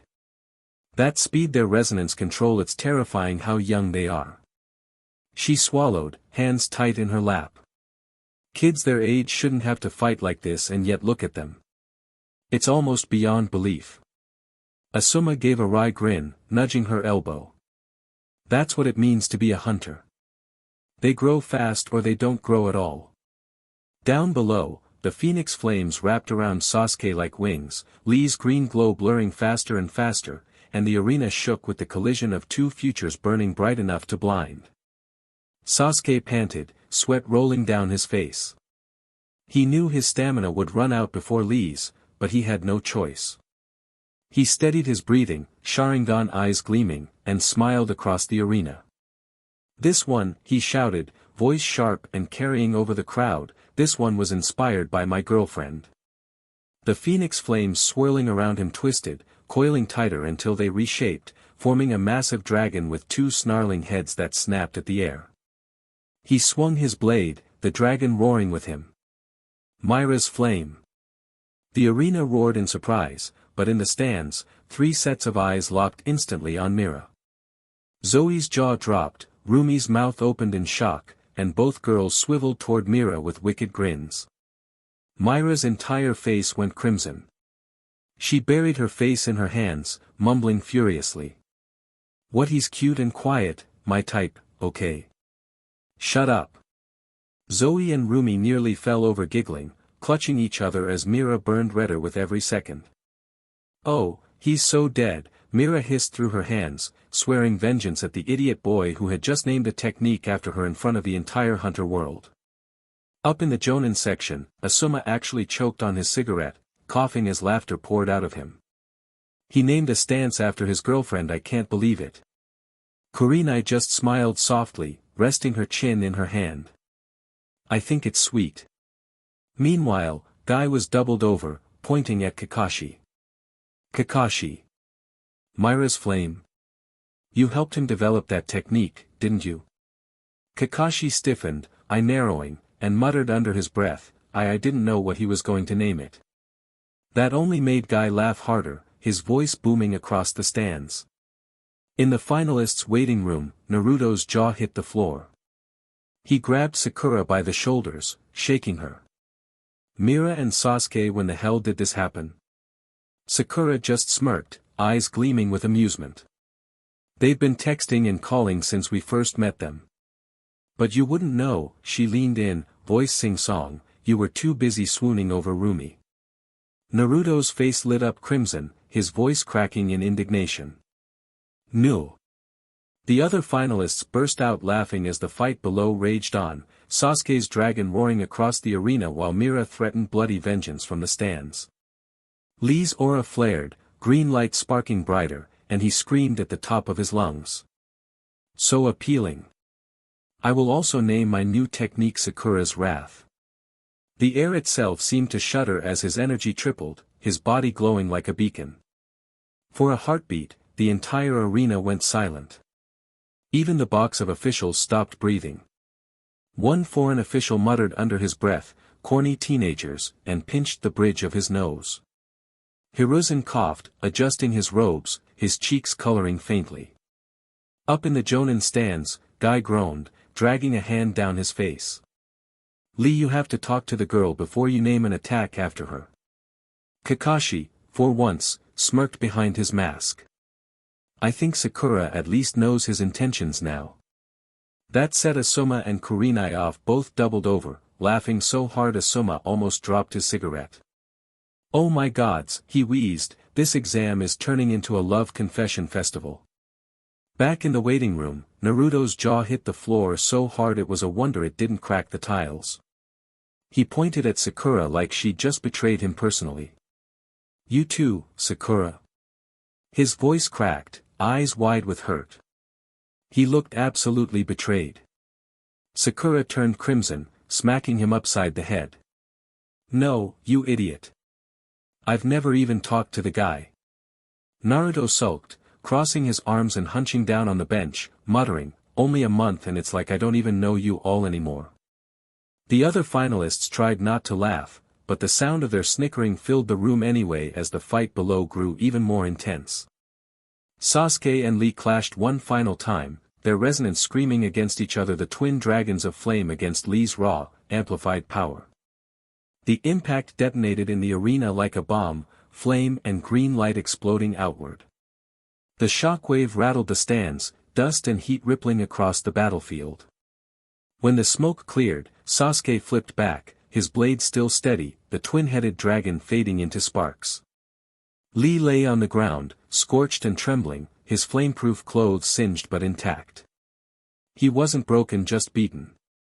The proctor's voice rang out, winner Sasuke Uchiha. The crowd erupted, the cheers deafening. Voices roaring for the boy who had turned the sky into a battlefield of fire. But Sasuke barely heard them. His dark eyes searched the stands, found Mira instantly. Without hesitation, he bowed slightly, then, bold as ever, blew her a kiss. Mira froze, her face blooming crimson. Zoe's jaw dropped and then she started squealing, shaking Mira by the shoulders. Rumi's brows shot up before she cracked the faintest grin, amused despite herself. Mira covered her face with her hands, muttering into her palms. That idiot, that absolute idiot, but her lips wouldn't stop tugging upward. Sasuke just smirked, flames still fading around him, as if the whole world could burn and he wouldn't care so long as she was watching. The officials in the box were dying laughing, some clutching their stomachs, others wiping tears, but the amusement didn't hide their admiration. "That Uchiha boy," one delegate from France chuckled, shaking his head. "He names his finishing stance after his girlfriend. Bold." Another leaned back, still smirking. "Foolish, maybe, but the technique itself is refined. Powerful. He's no joke." Even the American representative grinned, voice carrying a mix of humor and respect. "If your kids can fight like this while still being lovesick teenagers, then clearly your hunter program is doing something right." Hiruzen only sighed into his pipe, trying not to show his own laugh. "It's unorthodox," he admitted, "but what you see there is the new generation. They fight with their hearts as much as their blades. That passion, it makes them dangerous." The laughter in the box quieted, replaced by nods of approval. Whatever else, the world had just witnessed a level of skill and spirit that proved the hunters weren't fading. As Sasuke walked past, still flushed from the fight and the weight of so many eyes on him, Kakashi leaned in just enough so only he could hear. His hand lingered on Sasuke's shoulder, steady and firm. "I'm so proud of you," Kakashi whispered, his voice softer than Sasuke had ever heard it. Then, with the faintest curve of amusement tugging at his mask, he added, "And you are the perfect little romantic." Sasuke stiffened, ears burning, and shot him a sharp glare over his shoulder. "Tch, don't start." Kakashi only chuckled quietly, the kind of laugh that carried both pride and affection, before letting him go. Sasuke slipped back into the finalist room, the roar of the crowd still echoing faintly behind him. The door had barely closed when Sakura rushed forward and threw her arms around him. "You were amazing out there," she said, her eyes shining.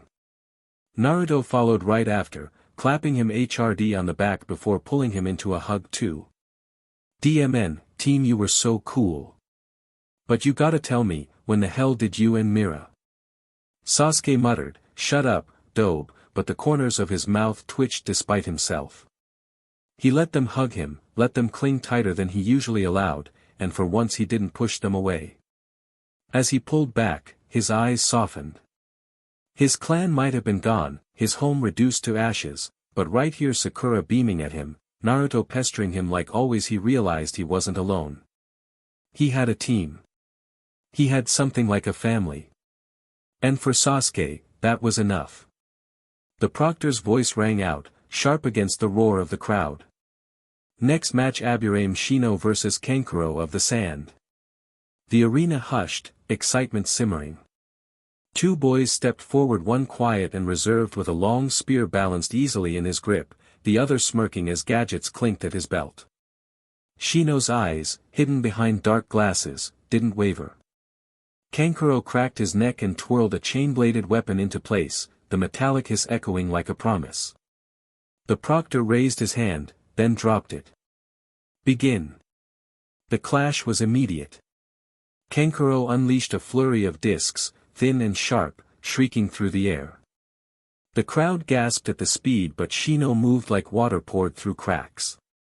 His spear spun, redirected, every block deliberate, his strikes weaving a pattern so precise it looked almost rehearsed. Steel rang, discs skittered, and the pace only grew. Kankuro barked a laugh, snapping another device open, wires and chains lashed out, snaring at the air. But again, Shino was there, spear cutting through the chaos with cold patience. In the stands, Asuma leaned forward. "That kid isn't fighting, he's dictating. He's building something." Kurenai folded her arms, a faint smile tugging at her lips. "That's Shino. He doesn't overwhelm. He sets the pace, every strike a thread. You don't realize until the web's already around you." A foreign official from the States adjusted his glasses. Calculated restraint. If he had more resonance, this would already be over. Down in the finalist room, Naruto let out a low whistle. "DMN. Calm as hell." Sasuke's eyes narrowed, calculating every angle. Sakura, hands clenched, whispered, "Every move has a purpose." No wasted energy. The arena quieted. The crowd wasn't roaring like before, it was hushed, hanging on every measured strike. Kankuro's gadget sparked and spun, filling the space with noise, but Shino's spear carved through it with the steady inevitability of a spider closing its trap. The tension ratcheted higher with each exchange. Neither boy had yielded an inch yet, but everyone watching could feel it. The fight wasn't just a clash of weapons, it was a battle of wills. Kankuro smirked, fingers tapping against the latch of a large black suitcase he had carried in with him. With a flick, it clattered open on the ground, mechanical joints clicking and grinding as a tall frame unfolded, spear-shaped but bristling with rotating segments and hidden compartments. The crowd gasped as the contraption fully rose, gleaming in the light, a spear-armored machine bristling with gears, wires, and vents. Shino's head tilted slightly behind his dark glasses. His spear twitched once in his hand, his stance lowering, like a predator sensing something unusual in its prey. From the box seats above, Hiruzen sat forward sharply, his pipe half forgotten. That's a mechanical resonance build. His eyes cut to Raza. That son of yours is very technical. Impressive, dangerous. Raza allowed himself the barest of smiles, arms folded. Kankuro was never meant to be subtle. He makes tools of war, then learns to wield them like extensions of his own body. A representative from the States whistled low, murmuring, "That's no gadget, that's battlefield engineering. They're letting children use this." Another from Russia leaned forward, intrigued. Not just children. Hunters. If this is their standard, then yes, the funding is well deserved. Down in the finalists' room, Naruto muttered under his breath, "That thing looks like it belongs in a factory, not a fight." Sasuke's eyes narrowed, crimson flickering for a moment. Doesn't matter. Tools break. We'll see if the user does too. Sakura swallowed hard, watching the machine hiss to life, its spearhead splitting into serrated prongs. This is going to be brutal. The proctor's hand snapped down. Continue. The mechanical spear surged forward with a roar of pistons, every move stabbing like a cannon blast. Shino moved not fast, not frantic but deliberate, his spear snapping into place at just the right angles, deflecting with clinical precision. Sparks danced where steel met steel, the rhythm almost like a hammer on an anvil. The crowd was silent again, hanging on each clash, realizing this wasn't just brute force, it was a duel between a boy who built machines and a boy who fought like one. The air shimmered faintly around Shino as he let his resonance pour out. It wasn't elemental, no flame, no lightning. It was silk. Fine, glistening threads laced out from his spear like an invisible web. The crowd leaned forward, murmurs rippling. Silk resonance wasn't rare, but to see it drawn out with such control and from an aburame, no less, was startling. So alright folks, that's all for today. Stay tuned for part 7. Do subscribe, like and share for more such videos. Also check out the story and author Slygold on FANFICTIONnet. Press the bell icon to be notified first on release. See you in the next video, till then goodbye.